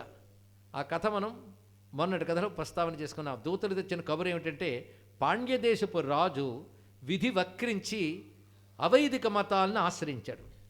ఆశ్రయించడం వల్ల ఏం జరుగుతుందంటే, ఆ పాండ్య నగరంలో మాత్రమే కాకుండా ఆ చుట్టుపక్కల ఉన్న ప్రాంతములన్నిట్లోనూ కూడాను సనాతన ధర్మానికి చెందిన ఆలయాలు నిరాదరణ చేయబడుతున్నాయి. అంతేకాదు ఆ ధర్మ అనుయాయులకి వారి ధర్మాన్ని స్వేచ్ఛగా చేసుకునే అవకాశం కూడా తగ్గిపోతుంది. కనుక ఆ దుర్మతాన్ని ఖండన చేయడానికి రాణిగారు మమ్మల్ని పంపారు. అంటే భర్త ఆ విధంగా అన్యమతంలోకి వెళ్ళిపోయినా భార్యకి మాత్రము సనాతన ధర్మంపై ఆసక్తి, పైగా భగవంతుడిపై భక్తి ఉంది. ఆమెకి సహాయకంగా మంత్రి ఉన్నాడు. ఈ మంత్రి గురించి నిన్ననే చెప్పుకున్న ఆయన ఒక నయనార్, కులబంధన నయనార్ అని పేరు ఆయనది. వారు ఉభయులు కలిసి మిమ్మల్ని ఆహ్వానిస్తున్నారు అని దూతల ద్వారా సందేశం అక్కడికి వచ్చింది. ఎందుకంటే రాజు బుద్ధి మార్చి మళ్ళీ వైదిక శైవ సిద్ధాంతాన్ని ప్రతిష్ఠ చేయాలి అని సంకల్పంతో వారు పంపించారు. ఆ కులబంధనైనార్ పేరే కులచ్చరయార్ అని ప్రాంతీయ నామం. ఆవిడ పేరు మంగయ్యక్కరసి, రాణి పేరు. వారు చెప్పారు అని చెప్పగానే అప్పుడు వేదారణ్యం నుంచి నేను బయలుదేరి వెళ్తానని పిలివాడు. ఒకప్పుడు వాళ్ళ దగ్గర ఉండి మసలి బయటకు వచ్చిన అనుభవంతో చెప్తున్నాను, వాళ్ళు కపటులు, దుర్మార్గులు. నీలాంటి వాళ్ళు వీళ్ళు వాదన చేస్తే వాళ్ళు జ్ఞానానికి లొంగరు. వాళ్ళు వాదనకే నిజానికి దిగినట్లయితే నీ విద్య ముందు వాళ్ళు ఓడిపోతారు, అందులో సందేహం లేదు. కానీ వాళ్ళు కుత్సితమైన హృదయం కలిగిన వారు. జ్ఞానంతో ఆక్రమించిన వాళ్ళకి చేత కాదు, కపటోపాయాలతోనే ఆక్రమిస్తారు. మనం చూస్తూనే ఉన్నాం. సనాతన ధర్మానికి శత్రువు లేని వాళ్ళు తెలివితేటలతో ఎవరిని ఆక్రమించట్లేదు. వీళ్ళల్లో ఉన్న అజ్ఞానాన్ని లేదా పనికిమాలిన అవివేకాన్ని, ఆశపోత్తనాన్ని ఆసరాగా తీసుకుని వ్యాపింపజేస్తున్నారు. అవునా లేదా? మనం చూస్తున్నాం. అవి కుదరకపోతే చేస్తున్న పని ఏమిటంటే దుర్మార్గమైన ఆక్రమణ, దాడి. వీటితోనే చేస్తున్నారు. మానసిక బలహీనత ఉన్నటువంటి వారికి, వివేకము లేని వారిని ప్రలోభ పెడతారు. ఇది వాళ్ళ పద్ధతి. సనాతన ధర్మమే దాడి చేసిన ఆనాటి మతాలు కానీ ఈనాటి మతాలు కానీ అవలంబిస్తున్న దుర్మార్గపు వైఖరి ఇదే. దానికి మళ్ళీ జ్ఞాన సంబంధం లాంటి మహాత్ముడు ఎప్పటికప్పుడు ఉదయిస్తూ ఈ కలిలో కూడా ధర్మాన్ని రక్షిస్తూ ఉన్నారు. జ్ఞాన సంబంధుడి కాలం శంకరులకు కూడా పూర్వమే మనం ప్రస్తావన చేసుకున్నాం, దానికి ఆధారములతో సహా. అందుకే సౌందర్య లహరిలో తవస్తన్యం మన్యే శ్లోకంలో చెప్పబడ్డ ద్రవిడ శిశువు జ్ఞాన సంబంధుడే అనే విషయాన్ని మనం మరొక్కసారి మననం చేసుకుంటున్న ఈ సమయంలో. మొత్తానికి ఆ కుట్రలు నాకు తెలుసు, వాళ్ళ కపట మాయోపాయాలని నాకు తెలుసు. నేను వాళ్ళ దగ్గర కొంతకాలం ఉండవేమిటా అని తెలుసుకున్నాను, కుమారుల భట్టులుగా. అంతేకాదు తర్వాత వాళ్ళు నాపై రకరకాల కపటోపాయాలు చేసి నన్ను పరిమార్చాలని ప్రయత్నించారు. కానీ నిన్ను కాపాడుకోవాలి మేము, అందుకే నేను వస్తాను నీతో పాటు అంటే నేను ఒక్కడనే వెళతాను అని చెప్తూ ఒక మాట అన్నాడు. పరమేశ్వరుని నమ్ముకున్న నాకు ఆయనే రక్షించుకుంటాడు.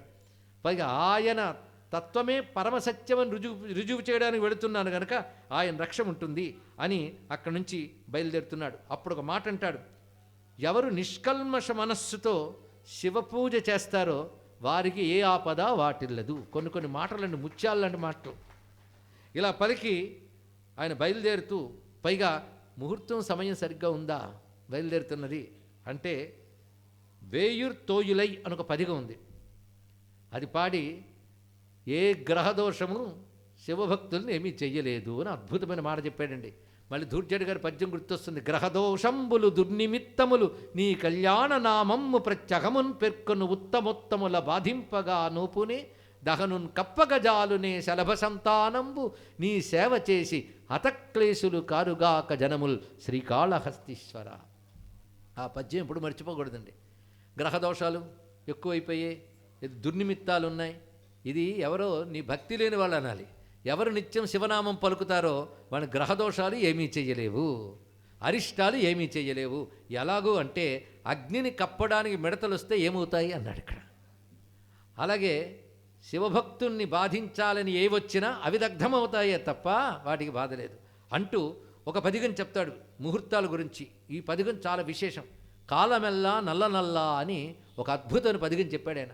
పదిగంలో భావం ఏంటంటే ఒక్కొక్క రోజు, ఒక్కొక్క వారం, ఆ వారం తాలూకా గ్రహం చెప్తాడు.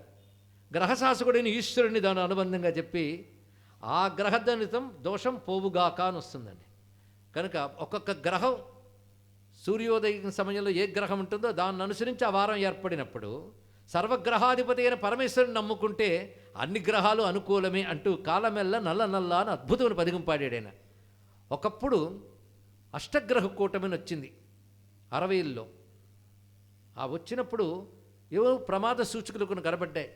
ఇలాంటి అష్టగ్రహ కూటమి వల్ల మనకేమైనా ప్రమాదాలు ఏర్పడతాయేమో అని కాంచీ యతీంద్రుడు చంద్రశేఖరేంద్ర శాస్త్రి మహాస్వామి వారి వద్దకు వెళ్ళి కొందరు పెద్దలు అడిగితే ఆయన ఈ పదిగం రోజు పారాయణ చేయండి అని చెప్పారట. జ్ఞాన సంబంధుడు రచించిన పదిగం. ఎంత గొప్ప విషయం! మహాత్ములు ఇచ్చిన మంత్ర సదృశ గీతాలు మనల్ని రక్షిస్తుంటాయి. కొందరు అంటూ ఉంటారు, వేద మంత్రాలు రావు, పురాణాల్లో శ్లోకాలు రావు, అవన్నీ రానివ్వకుండా కొందరు చేతిలో పెట్టేసుకున్నారండి.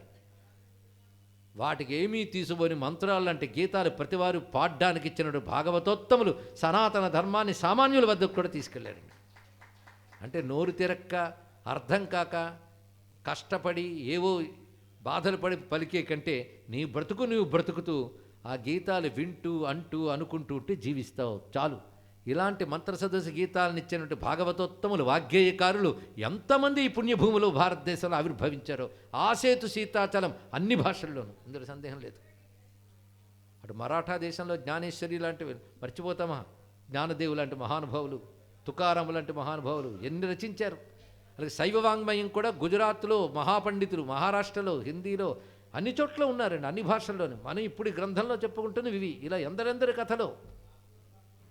కనుక వారిచ్చిన మంత్రసదస్సు గీతాలు అలాంటి కాలమెల్లా నల్లనల్లా మొత్తం గీతం చెప్పుకోకపోయినా అది పాడిన మహనీయుని చరిత్రని మహాఫలవంతమైన మహిమాన్వితమైన కాశీక్షేత్రంలో చెప్పుకుంటున్నాం. కనుక దీని ప్రభావం చేత గ్రహదోషములు తొలగుగాక. రానున్న కాలం చాలా గడ్డు కాలమని చాలామంది చెప్తూ ఉంటారు. అన్ని గడ్డు కాలాలు కాలకాలుడైన ఈశ్వరుని కృపతో సవరింపబడ్డుగాక, క్షేమం కలుగ్గాక అని ఈ సమయంలో విశ్వేశ్వర స్వామిని మనం ప్రార్థన చేసుకుందాం. మొత్తానికి అలా కీర్తన పాడి ఈయన బయలుదేరాడు. ఆ వెడుతున్నప్పుడు మళ్ళీ పల్లకి హడావిడి అలాగా ఉన్నది. ఈయన మామూలుగా వెళ్ళనిస్తారా ఎవరైనా? అలా వెడుతూ ఉన్నప్పుడు మళ్ళీ త్రోవలో ఎక్కడ హడావిడి లేదు, గాభరా లేదు. ఆ క్షేత్రంలో వచ్చిన దిగడం, ఆ స్వామిని స్తుతించడం, అక్కడ భక్తులందరినీ తరింపజేయడం, ఆనందింపజేయడం. ఎందుకంటే మహాత్ములు వస్తున్నప్పుడు ఇలాంటి సిద్ధపురుషులు, ఒక శంకరాచార్య, ఒక జ్ఞాన సంబంధుడు వస్తూ ఉంటే ఆ క్షేత్రంలో దేవతలు ఎదురు చూస్తుంటారు.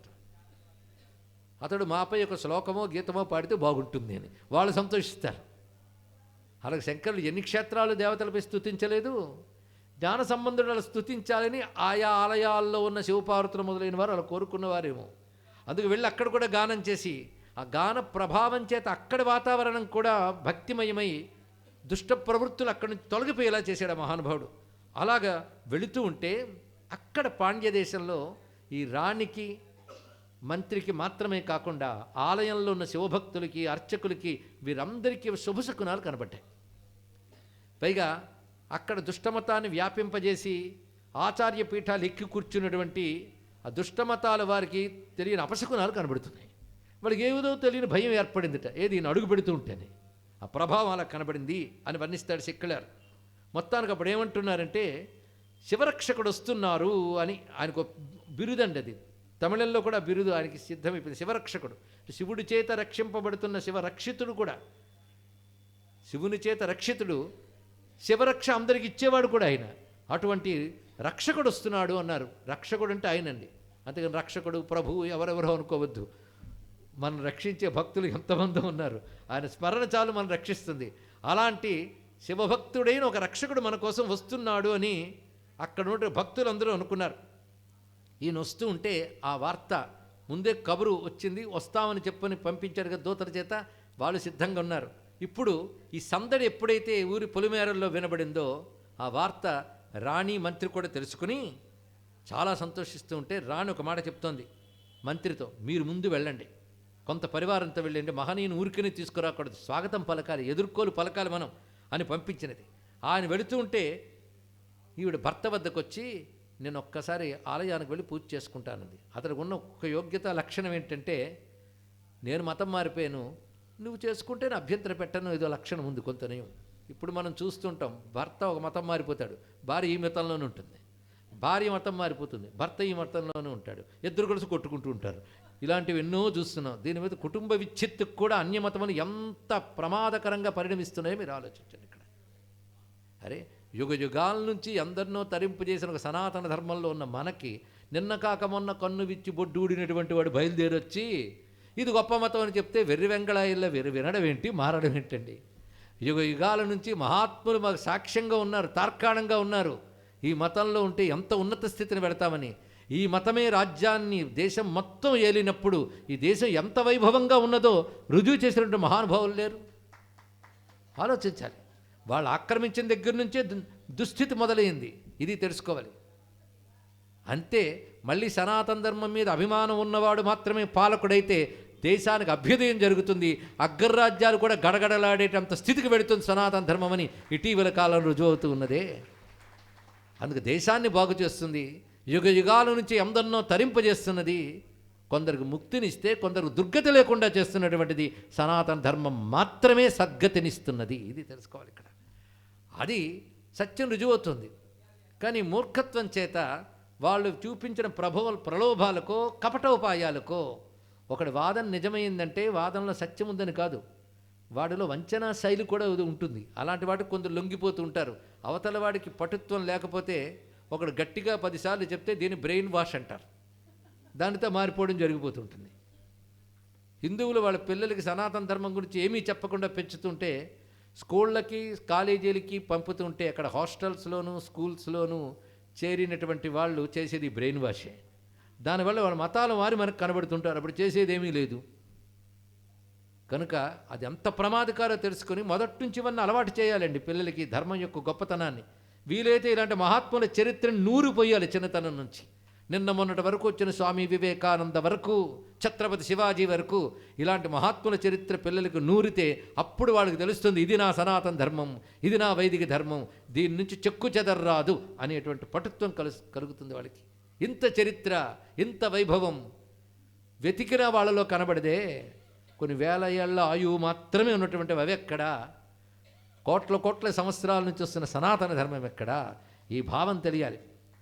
అలా భారతదేశంలో ఇతర మతాలు ఇక్కడ దాడికి రాకముందు ఇక్కడ పుట్టిన అవేదిక మతాల వైపు కొందరు రాజులు ఆకర్షితులైపోయారు. అప్పుడు ఘర్షణ కూడా ఉండేది. కొందరు వాళ్ళ మతాన్నే వ్యాప్తి చేసి వీటిని అవహేళన చేయడమే కాదు దెబ్బతీయడం కూడా జరిగింది. కొందరు ఏంటంటే వాళ్ళు మతాలను వ్యాపింపజేయనిచ్చి వీటిని నిరాదరణ చేశారు. కానీ ఎవరైనా వెళ్ళే వాళ్ళు ఉంటే ఆటంకపరచలేదు కనుక నిరాదరణగానే నిలిచేవవి. అది రాణి శివాలయానికి వెళతాను అని చెప్పి ఆ మిషతో తలుపులు మూసిన పల్లకి అని వర్ణించారు ఇక్కడ. అంటే రాణీలు వాళ్ళ పద్ధతి, వాళ్ళు వెళ్ళే పల్లకీలు వేరేగా ఉంటాయి. వారు కొంత ఆచ్ఛాదనతోనే వెళతారు గోప్యంగానే. అందుకే ఆ తలుపులు మూసిన పల్లకీలో ఆవిడ వెళ్ళినది. వెళ్ళినప్పటికల్లా ఆయన దిగి రావడం అంత దూరం నుంచే చూస్తున్నది, ఆయన ముందు దిక్కుండా. అయితే ఆ పల్లకి అక్కడికి రాగానే ఎదుర్కొన్నవాడు మాత్రము కులబంధనుడు. ఆయన పరివారంతో వెళ్ళి సాష్టాంగ నమస్కారం చేసేట పల్లకి. అప్పుడు ఆయన దాని నుంచి దిగాడు. దిగిన వెంటనే ఆ కులబంధనుడు కొళ్ళు పులకించిపోయింది. ఇది మహాశివభక్తుడు, ఎప్పటి నుంచో జ్ఞాన సంబంధులకు ఉపాసకుడు ఈయన. లేదా ఆ భక్తుల్ని సిద్ధపురుషుల్ని ఆరాధించే వాళ్ళు ఉంటూ ఉంటారు, అలా ఆయనకు ఉపాసకుడు. నేను ఆయన మంత్రిని పరిచయం చేసుకుని ఎప్పుడైతే నమస్కారం చేశాడో ఆయన భుజం తట్టి ఊరడిల్లండి ధర్మం గెలుస్తుంది అని అభయం ఇచ్చాట పిల్లవాడు. దాంతో సంతోషించారు. పైగా ఆయన ఎలా పలకరించాడంటే చోళరాజ పుత్రి అయిన రాణి మంగయక్కరసికి భక్తుడా అని సంబోధించట. అంటే ఆ రాణి చోళరాజుల ఇంటి బిడ్డ, పాండ్యరాజుల ఇంటి కోడలు. ఆ విధంగా సంబోధించి సదాశివుని కృపాకటాక్షం ఎప్పుడూ మీపై ఉంటుంది అని చెప్తే మీ రాకచేత మేమందరం ధన్యులమయ్యాం, ఇప్పుడు మాకు ధైర్యం వచ్చింది, మళ్ళీ మా సనాతన వైదిక ధర్మం ఉద్ధరింపబడుతున్న ధైర్యం వచ్చింది అని చెప్తూ ఆయన తీసుకువెళ్ళి ముందు సుందరేశ్వరుని ఆలయానికి వెళ్ళాలన్నట్టు. విడిది కంటే ముందు సుందరేశ్వర ఆలయ దర్శనం చేయాలి. తిరువాలవై అని తమిళంలో ఆ క్షేత్రానికి పేరు.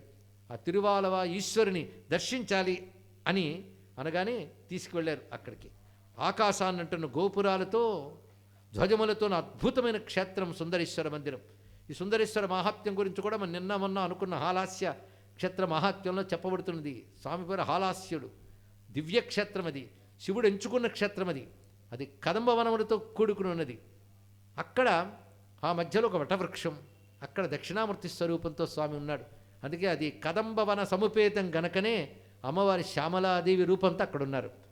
ఆ తల్లి అనంతర కాలంలో మీనాక్షి అని చెప్పబడుతున్నది. అటువంటి భవ్యమైన క్షేత్రం సుందరేశ్వర క్షేత్రం. ఆ క్షేత్రం చూడగానే ఒళ్ళు పులకించిపోయి మహానుభావుడు స్వామిని చూస్తూ రమ్యమైన పదిగాలు గానం చేశాడు. నీల మామిడట్రు అలవాయన్ అని మొదలుపెట్టాడు.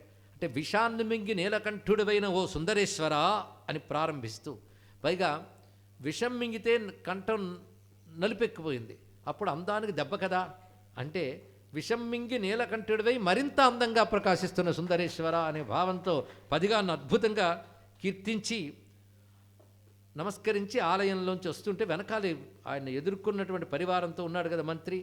బయటకు వచ్చిన తర్వాత అక్కడ అనేక మంది స్త్రీలు ఉన్నారు. ఆ స్త్రీల్లో 2 చేతులు శిరస్సు మీద పెట్టుకుని కళ్ళ నీళ్లతో నిలబడి ఉందే ఆమె మహారాణి అని పరిచయం చేసేట. అక్కడ అంతమంది సామాన్య స్త్రీల్లో కలిసిపోయి ఆమెను పోల్చుకోవడానికి రాణిత్వ లక్షణం ఏమిటయ్యా అంటే శివుని తలంచుకుంటూ ఈయన్ని చూసిన ఆనందంతో కళ్ళ నీళ్లు కారుస్తున్న ముఖం. అంటే ఆ రాణి కూడా సామాన్యుల్లో సామాన్యురాల్లా కలిసిపోయి మహాత్ముల ముందు రాజదర్పం చూపించరాదు అని ఆవిడ అందులో నిలబడి కనబడుతుంటే తిన్నగా అక్కడికి ఆయన చేరుకున్నాడు. వెంటనే పాదాల మీద పడి నమస్కారం చేసిందట. అమ్మా అని చెప్పి ప్రతికూల పరిస్థితుల్లో కూడా శివభక్తిని వీడిన పుణ్యాత్మురాలా నిన్ను చూడాలని నేను వచ్చానన్నాడు. అద్భుతమైన మాట. ప్రారంభంలోనే అన్నీ అనుకూలంగా ఉంటే అందరూ భక్తులే. ఏం చేస్తామండి, మా ఆవిడ సహకరించదు, అందుకు పూజలు మానేశాను అన్నాడు ఒక ఆయన. ఏం చేస్తాం, ప్రమాదకరమైన అంశం లేదండి సహకరించకపోతే. పూజ కూర్చుండి తీసి పారిస్తే ఏం చేస్తాం. కానీ అలాంటి ప్రతికూల పరిస్థితుల్లో కూడా శివభక్తిని వదలలేదు సరికదా. ఆ శివభక్తిని సుప్రతిష్ఠితం చేయాలని తప్పించిపోతున్న తల్లివి నువ్వు, కాబట్టి నీకెప్పుడూ పుణ్యం లభిస్తుంది అంటే నేను నా పతి చేసిన పుణ్యం వల్ల మీరు ఇక్కడికి రాగలిగారు. నా భర్త అన్యమతంలోకి వెళ్ళి పాపం చేయవచ్చుగాక, కానీ ఎన్ని పుణ్యముడు చేస్తున్నాడో, లేకపోతే ఈ రాజ్యంలోకి మీరు అడుగు పెడతారా, మేము ధన్యులమయ్యాం అని చెప్పి మంత్రికి సైగ చేసింది. వెంటనే వారి కోసం ఏర్పాటు చేసిన విడిది వద్దకు తీసుకువెళ్ళారు. ఆ విడిదిలో భక్తజనంతో కూడా ఆయన అక్కడ ఉంటూ శివ సంకీర్తనలు చేస్తున్నాడు. ఈ లోపల ఈయన రావడం, ఈ హడావిడి, ఆలయాల్లో కీర్తనలు, వాళ్ళందరూ రాగానే వాయిద్యాలు మోయించడం, ఇవన్నీ కూడా అక్కడ ఉన్నటువంటి అవైదిక మతస్థులకి, పాషండ మతస్థులకి వినబడ్డాయి. వాళ్ళు పరిగెత్తికెళ్ళేట రాజుగారి దగ్గరికి. ఇవాళ కూడని పని జరిగింది సుమా. అందులో ఎంత చెప్పినా మీరు కూడా మీ ఆవిడ మనసు మారచ్చట్లేదు. మేము ప్రయత్నించాం, వాళ్ళ కావట్లేదు. ఏదో మీరు మహానుభావులు, మీ యోగం ఏదో బాగుంది కనుక మీరు మాత్రం మా మతంలోకి వచ్చారు. బాగుపడే యోగం ఉంటే మా మతంలోకి వస్తారు.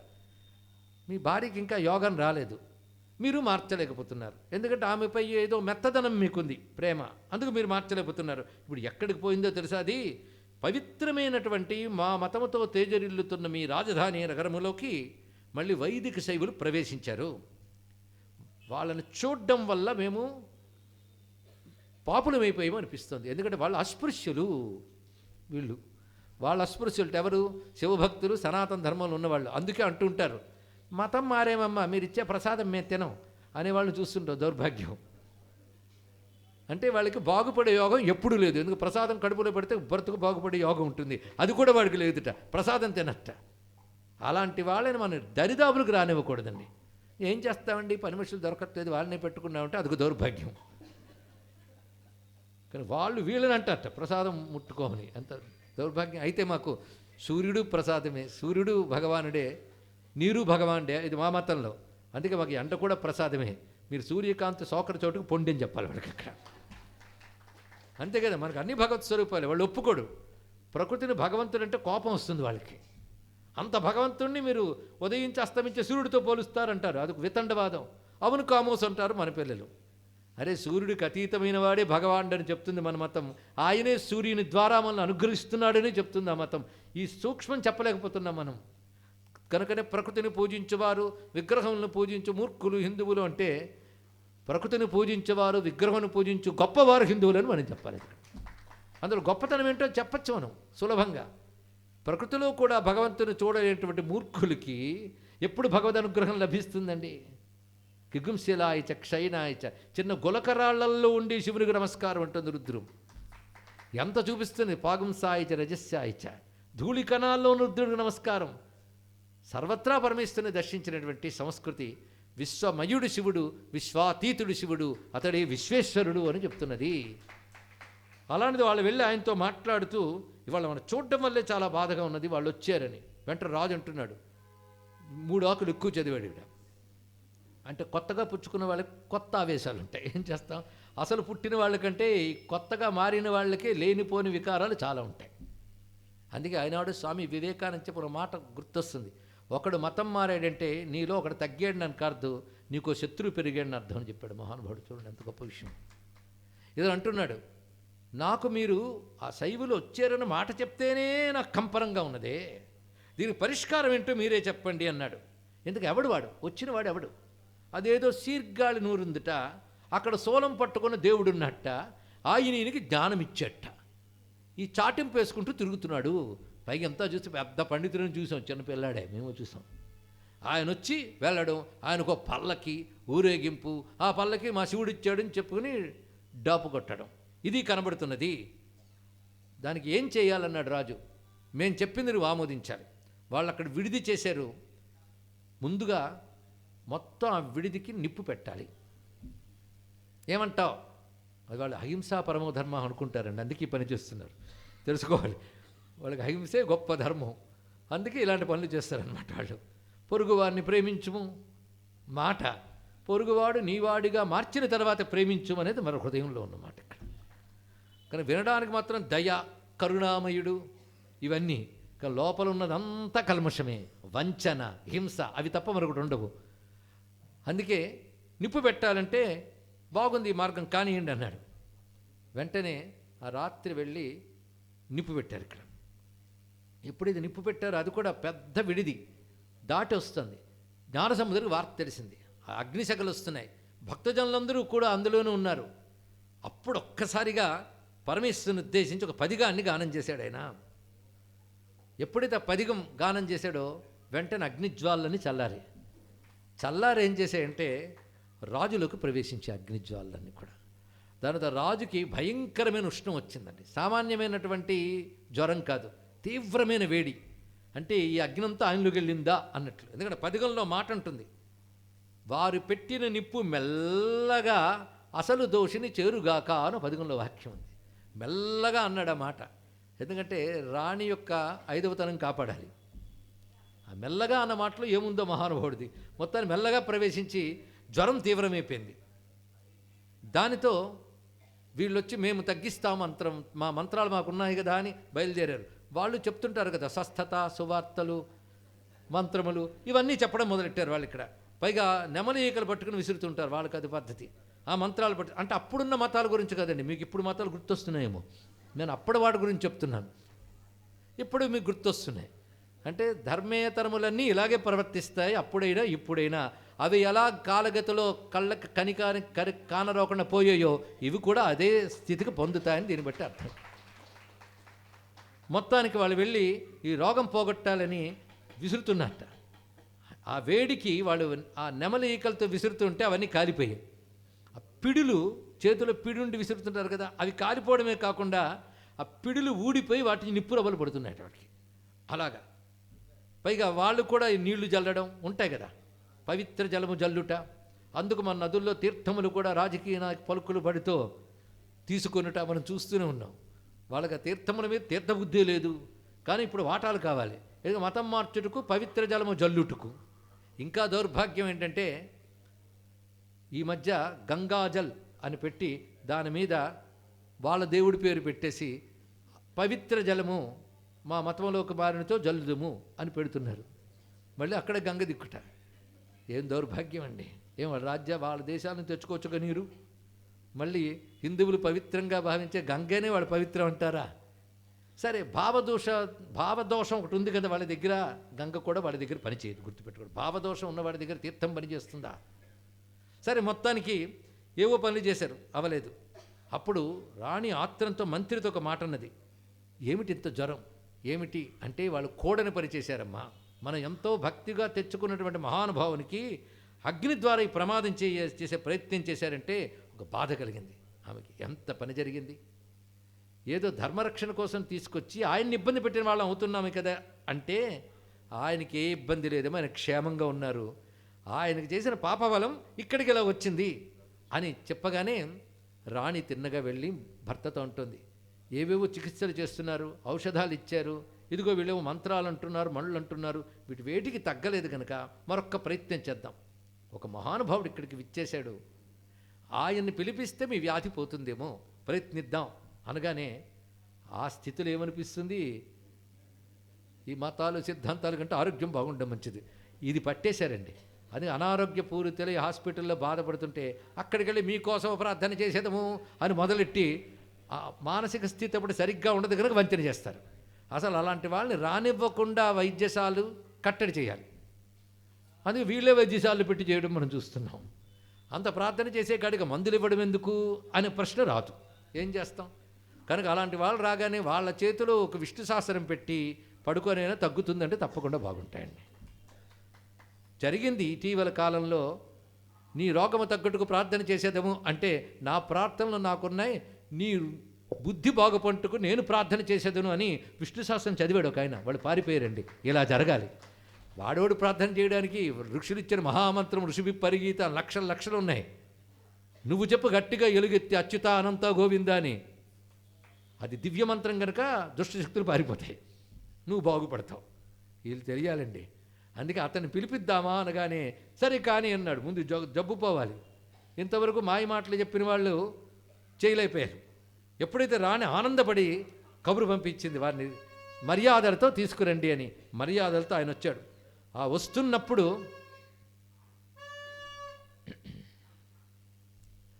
ముందుగా మంత్రి వెళ్ళి చెప్పిన మాట ఏంటంటే, ఆ పాపాత్ములు చేయని దహన చర్యలు మాకు చాలా ఆదుర్ద కలిగించాయి, కానీ మీ పవిత్ర దేహానికి ఏది అంటదు ముట్టదని ఒక నమ్మకం ఉన్నది. ఆ నమ్మకం ఇవాళ రుజువయ్యింది. ఇవాళ రాజు సమక్షంలో పరమధర్మం యొక్క గొప్పతనాన్ని నిరూపించే ఒక అవకాశాన్ని మీరే కల్పన చేశారు, రండి అని పిలవగానే అప్పుడు మీరెవరు భయపడకండి, విభూతి మహాత్మ్యం ఒకటి ఉన్నది సుమా అంటూ విభూతి గొప్పతనాన్ని చెప్తూ ఆయన పల్లకీలో కోట వరకు వెళ్ళి అక్కడ దిగి లోపలికి వెళ్తున్నాడు. ఆ వెళుతూ ఉంటే ఆశ్చర్యకరంగా ఆయన చూస్తూ ఉన్న రాజుకి మనసుకు ఒక ప్రశాంతత తృప్తి కలిగిందండి. ముందు చూడగానే అంత అనారోగ్యంలో ఉన్నవాడు కూడా ఒక్కసారి లేచి నిలబడి తన శిరస్సు వద్ద ఉన్న ఆసనం దగ్గరికి తెచ్చి కూర్చోబెట్టాడు ఆయన్ని. మహాత్ముల ప్రభావం ఆ విధంగా ఉంటుంది. అలా ఆయన కూర్చి పెట్టగానే పాడుతూనే వస్తున్నాడు ఆయన చక్కగా భగవద్కీర్తనలు. ఆయనపై ఆ ఛత్రం పట్టున్నారు చుట్టూ ఉన్నవారు. అలా లోపలికి వస్తూ ఉండగా చుట్టూ ఉన్నటువంటి కొందరు భక్తులు అనుకుంటున్నారట, రాణితో సహా భ్రష్టుడైనప్పటికీ మా రాజుపై ఎంత దయ ఉన్నదో. అంటే ఈ జన్మలో లేకపోయినా పూర్వజన్మల పుణ్యములేవో ఈ రాజు చేశాడు, అందుకే ఈ విధమైన అనుగ్రహం లభించింది అనుకుంటూ లోపలికి ఆయన్ని తీసుకువచ్చారు. ఆయన ఆసనంపై కూర్చునున్నాడు. ఈ చుట్టూ ఉన్నటువంటి వాళ్ళకు మాత్రం మహా కోపం ఉంది ఆయన మీద. ఇతన్ని తెచ్చారు అనే కోపంతో చూస్తున్నారు. అప్పుడు ఈయన బాగు చేద్దామని ప్రయత్నిస్తుంటే వీలు లేదన్నట్టు వాళ్ళందరూ. రాజుకు ఒక్కసారి ఇదేమిటిది అంటే, మా మహిమ మేము చూపిస్తాం, మాకు అవకాశం ఇవ్వండి. మరి ఇంతవరకు ఏం చేశారు? మీరు పెట్టిన పింఛాలు ఖాళీ, కానీ మహిమ ఏం కనబడలేదుగా, ముందు బాగుపడడం కావాలి అంటే, సరే అయితే ఒక పని చేయాలి, ఎవరు గొప్పతనమో తెలియాలి. ఈ శరీరంలో మేము ఈ భాగాన్ని జ్వరం తగ్గిస్తాం, ఆయన ఆ భాగం తగ్గించగలరో లేదో చూడండి అని శరీరం 2 భాగాలుగా పంచుకునేట్టు చేశారు. ముక్కలు కోయలేదు, 2 అదృష్టం. నువ్వు ఆ పని చెయ్యి అంటే ఈయన విభూతి తీసుకుని కుడివైపు కూర్చోబెట్టారు ఆయన్ని. విభూతి తీసుకుని శివమంత్రం చెప్తూ కుడివైపు రాశాడు ఆయన. వీళ్ళు వాళ్ళ మంత్రాలు ఏవో ఉంటూ ఉంటాయి, ఆ మంత్రాలతో మళ్ళీ కొత్త నెమలి పింఛములు తెచ్చి రాస్తూ ఉంటే ఉష్ణం ఆ కుడివైపుది పూర్తిగా తగ్గిపోయిందండి చక్కగా. ఎడం వైపు మాత్రం ఆ వేడి అలాగే ఉంది. ఎలా ఉందంటే కుడివైపు వేడి అక్కడికి మారిందా అన్నట్టుగా మరింత తీవ్రంగా అయింది తప్ప తగ్గలేదు. ఇలా ఉంటూ ఉంటే అప్పుడు కొంత సేద తీరినగా నమ్మకం కలిగి 2 చేతులు దోయిలించి మీరు ఎక్కడి నుంచి వచ్చారని అడిగాడండి. ఇక్కడ అడగ్గానే పదిగం పట్టుకున్నాడు ఆయన. శీర్ఘాళికున్నటువంటి మొత్తం 12 నామాలు మొదటి రోజు చెప్పుకున్నాం. ఈ 12 నామాలు ఈ మహానుభావుని నోటి నుంచి వచ్చినవి. అవన్నీ ఇక్కడ 12 నామాలు చెప్పి ఈ 12 నామాలు అక్కడున్న స్వామి బట్టి వచ్చాయి. ఆయన బ్రహ్మము గనక అది బ్రహ్మపురం అంటూ ఒక్కొక్కటి కాలస్వరూపుడై ఉన్నాడు గనక కాల కాళి శీర్గాళి అయ్యింది ఇక్కడ. ఇలాగా పరమేశ్వరుని మహిమని క్షేత్ర మహిమని ఒక పదిగంలో కీర్తించాడు. అలా శివమహిమ చెప్తుంటే వీళ్ళు కంపరంగా ఉందండి, వాళ్ళు తట్టుకోలేరు. భగన్నామాలు పలుకుతుంటే వాళ్ళు తట్టుకోలేరు, మహాకోపోద్రేకంతో ఉన్నారు అక్కడ. చిత్రం ఏంటంటే వాళ్ళ వల్ల కాదని తేలిపోయింది. ఈ భాగంలో ఉష్ణం కూడా నువ్వే పోగొట్టాలి అనగానే మరొకసారి వాళ్ళని చూసాడు ఈయన. ఏమంటారన్నట్లు వారి నోట మాట రాలేదు. వాళ్ళకు ఉన్నవన్నీ వాడారు, విఫలమేమని తెలిసిపోయింది. అప్పుడు మళ్ళీ భస్మం తీసుకుని ఆ ఎడమవైపు కూడా ఈయన రాయగానే మొత్తం జ్వరం ఉపశమించి మళ్ళీ క్షేమస్థితికి వచ్చాడు. వెంటనే చాలా సంతోషించి, మహానుభావ, ఇక నుంచి నేను సనాతన ధర్మంలోనే ఉంటాను, శైవ సిద్ధాంతాన్ని స్వీకరిస్తాను అని భస్మరుద్రాక్షలు స్వీకారం చేశాడు. ఇంతవరకు నా పరిస్థితి ఎలా ఉన్నదంటే, అటువైపు నరకం, ఇటువైపు స్వర్గంలో ఉన్న పరిస్థితి. లేకపోతే ఇటు అమృతం, అటు విషం. ఒక్క శరీరంలో రెండు చూశాను. సాధారణ మంచి చెడులు వేరువేరుగా ఉంటాయంటారు, రెండు కలిసి నా శరీరంలో అనుభవించాను సుమా. అలాంటి దాన్ని నువ్వు మొత్తం పరిపూర్ణం చేసావు అని చెప్తూ క్రూరు అలా అని వాళ్ళందరినీ నింద చేసి, మీరు ఓడిపోయారు, పొండి ఇక్కడి నుంచి అని వాళ్ళందరినీ పంపించారు. మళ్ళీ అంతా సద్దుమణిగింది. కానీ వాళ్ళు ఊరుకుంటారా? మాకు మరొక అవకాశం ఇవ్వండి అంటే, అయితే వాదన సభ పెడదాం. ఆయన వాదించడానికి సిద్ధంగా ఉన్నా నానే చెప్పాడు, మీరు మీ పండితులందరూ సిద్ధంగా ఉండండి, వాదనలో ఏది సత్యమో రుజువు చేస్తారు అంటే, వాదనల దాకా మేము వెళ్ళము, మహిమలతోనే మేము ఇది చేస్తాం అంటే వాళ్ళకి తెలిసిపోయింది ఇక్కడ మా మాటలు చల్లవు అని. అదే బాగా చదువుకున్నవాడి దగ్గర నోరు ఎత్తలేరండి, అరకొర వాళ్ళ దగ్గర కూర్చోబెడతారు. అలాగే వాళ్ళ దగ్గర నుంచి ఆశించి వాళ్ళు ఇచ్చేటువంటి వాటికి ముచ్చట పడిపోయిన పండితులు వాళ్ళ మీద శ్లోకాలు రాసే వాళ్ళు కూడా ఉంటూ ఉంటారు. మొన్న నా మధ్య అలా అన్యమతస్థులు ఉగాది నాడు కవి సమ్మేళనం పెట్టేట. వెళితే మన సంస్కృత పండితులు, మన తెలుగు పండితులు వెళ్ళి వాళ్ళ ప్రభువులపై శ్లోకములు చెప్పారు. ముందు ఎవరిని అనాలండి? ఈ పాపాత్ములను అనాలి. ఇక్కడ విశాల హృదయం అంటే హార్ట్ ఎన్లార్జ్మెంట్, అది వ్యాధి తప్ప సులక్షణం కాదు, తెలుసుకోండి. ఇక్కడ నీకు అంత విశాల హృదయం అంటే వాళ్ళని ఏమనకు, కీర్తించమని చెప్పాడు. నువ్వే కీర్తిస్తే అడ్డం పెట్టుకుని, మీ బొట్లు పెట్టుకున్న పండితులే మమ్మల్ని కీర్తించారు కదా, మా ప్రభు గొప్పవాడని చెప్తూ ఎందరిని వంచిస్తారు వాళ్ళు అక్కడ. కనుక ఔదారీ వచనాలు వాళ్ళ వద్ద వద్దు, ఇది తెలుసుకోవాల్సిన. వాళ్ళ దగ్గర పని చెయ్యవు, మళ్ళీ ఇవి పట్టుకుని వాదిస్తూ ఉంటారు. కానీ మహాపండితులు ధర్మం వైపు నిలబడగానే వాళ్ళు నిలబడలేరు, ఆ తేజస్సు ముందే నిలబడలేరండి. ఇక్కడ ఏ విధంగా అయితే మేము వాదంతో నిరూపిస్తాడు, మాకు ప్రత్యక్ష ప్రమాణములు. వాదములకు ఏముందండి, ఇవాళ ఆయన గట్టిగా మాట్లాడితే ఆయన గెలిచిపోతాడు, మహిమ చూపించాలి అని గట్టిగా అంటే, సరే అయితే దానికి ఏం చేద్దామో మీరే చెప్పండి అన్నారు. వాళ్ళు ఏది చెప్తారో అది మీకు సమ్మతమేనా అని అన్నారు జ్ఞాన సంబంధుని. ఆయన మందహాసం చేసి సరే కానివ్వండి అన్నాడు. మాకు ముఖ్యమైనటువంటి సిద్ధాంతములు కొన్ని పత్రాల మీద రాస్తాం, మీవి ముఖ్యమైనవి మీరు రాయండి, అగ్నిహోత్రంలో వేద్దాం, ఏది దగ్ధం కాదో అదే ఉత్తమ మతము అని రుజువు చేద్దాం అన్నారు. ఇది బాగానుంది. వెంటనే తన పదిగములు ఎప్పటికప్పుడు తాళపత్రాలు రాసి పట్టుకొస్తున్నారు భక్తులు.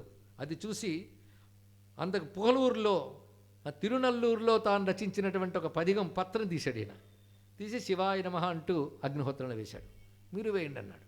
వాళ్లకు చాలా ప్రధానంగా భావించబడే సిద్ధాంతములు వ్రాసి అందులో వేశారు. వాడు చూస్తూ ఉండగానే వాళ్ళు వేసిన పత్రం దగ్ధమైపోయింది. ఇది పచ్చగా అలా కనబడుతూనే ఉందిట. ఏమంటారు దీన్ని అంటే, ఏమంటారు? బుద్ధి రాలేదు ఇంకా, ఇదేదో జరిగింది. కానీ అగ్ని పరీక్ష అయింది, జల పరీక్ష కూడా చేస్తే బాగుంటుంది. దానికి ఏం చేస్తారు అంటే, మరొక సిద్ధాంతం మా బోల్డ్ కదా, అది కూడా ఒకటి రాస్తాం. అంటే కొంతమంది అజ్ఞానులు గుమ్ముకూడితే అజ్ఞానానికి ఒక పుస్తకం తయారవుతుంది. దానికి కూడాను పాయింట్ నెంబర్ 1, పాయింట్ 2, పాయింట్ 3 అని చెప్తూ ఉంటే అది కూడా సిద్ధాంతమేమో అని భ్రాంతులు తయారవుతారు. అలా వాళ్ళ గ్రంథాల్లో ఎన్నో ఉన్నాయి, ఏ కమాండ్మెంట్స్ లాంటివో. మొత్తానికి అలాంటివి తీసుకుని మరొక పత్రం రాశారు. ఈయనకేం పోయి వేలాది పదిగాలు ఉన్నాయి, ఓ పదిగని తీసాడు ఈయన. వైగే నది ఎక్కడ ప్రవహిస్తోంది పాండ్యదేశంలో, మధురైలో, అందులో వేశారు. ఏది కొట్టుకుపోతుందో అది లేనిది, ఏది సిద్ధమో అది వెనక్కి మళ్ళీ రావాలి. ఇది వాళ్ళు పెట్టిన ప్రమాణం, ఈయనవేమీ కావు. వాళ్ళు సిద్ధాంతం వేసిన పత్రాన్ని ఈయన ఒక పదిగం వేశాడు మళ్ళీ. ఎందుకంటే పదిగం పోతే ఎలాగ పోదని ఆయనకు తెలుసు. ఎందుకు అగ్నిలోంచి ఎలా తేలింది, ఇది అలాగే వస్తుంది. చిత్రం, వాళ్ళు వేసిన పత్రం వెళుతూ ఉంటే వీళ్ళు కూడా దాంతోపాటు వెళ్ళడం మొదలెట్టేట. అది కొంతసేపటికి వెళ్ళి ఆనవాళ్ళు లేకుండా పోయింది, ముందుకే పోయింది. ఈయన కొంత దూరం వెళ్ళి మళ్ళీ వెనక్కి వస్తుంది. వెనక్కి వస్తుంటే ఆశ్చర్యపోతున్నారు, ఎక్కడికి వస్తుందా అని చూస్తూ ఉన్నారు. అలా క్రమక్రమంగా ఎక్కడికి వచ్చిందంటే, ఎక్కడ సుందరేశ్వర మందిరం ఉందో ఆ సమీపానికి వచ్చి ఆగిపోయింది. ఇక్కడ వెంటనే మంత్రి స్వయంగా వెళ్ళి ఆ పత్రం తీసుకొచ్చారండి. తీసుకొచ్చి ఇది అని చూపించాడు. ఇక్కడ ఇప్పుడు ఏమైంది అని చెప్తే, ఇంకా ఏ సిద్ధాంతాలు లేవు, వాదనలు లేవు, వీళ్ళందరినీ శిక్షించడానికి నేను సిద్ధం. ఎందుకంటే వీళ్ళందరూ ఒక మాట అన్నారు, మేము కానీ ఓడిపోతే మమ్మల్ని కొరత శిక్ష వేయండి అని వీళ్ళే చెప్పారు. కనుక వీళ్ళకి ఏది ఉచితమో ఆ శిక్ష నేను వేస్తాను అని చెప్పి అందరినీ తరిమి కొట్టి చేయడమే కాకుండా, అప్పుడు జ్ఞాన సంబంధుడితో చెప్పాడు, ఏం చేయమంటారో చెప్పండి. ఏం చేయమంటారు ఏమిటి? ఇంతవరకు నిరాదరణకు గురైనటువంటి హైందవ ఆలయాలన్నింటినీ మళ్ళీ సముద్ధరించాలి. ఇంతవరకు ఈ దుర్మతం వల్ల ఈ పరిసర ప్రాంతాల్లో ఏ ఏ ఆలయాల్ని ధ్వంసం చేసి వారి మందిరాలుగా నిర్మించారో వాటన్నిటిని తిరిగి తొలగించి మళ్ళీ ఆ ప్రాచీన మందిరాల్ని సముద్ధరణ చేసి అక్కడ వైభవాల్ని మళ్ళీ పునఃప్రతిష్ఠ చేయాలి. వారు కట్టుకున్నటువంటి మందిరములు ఏవైతే ఉన్నాయో వాటిని కూలదోయాలి. ఇది శాసించాడు ఆయన.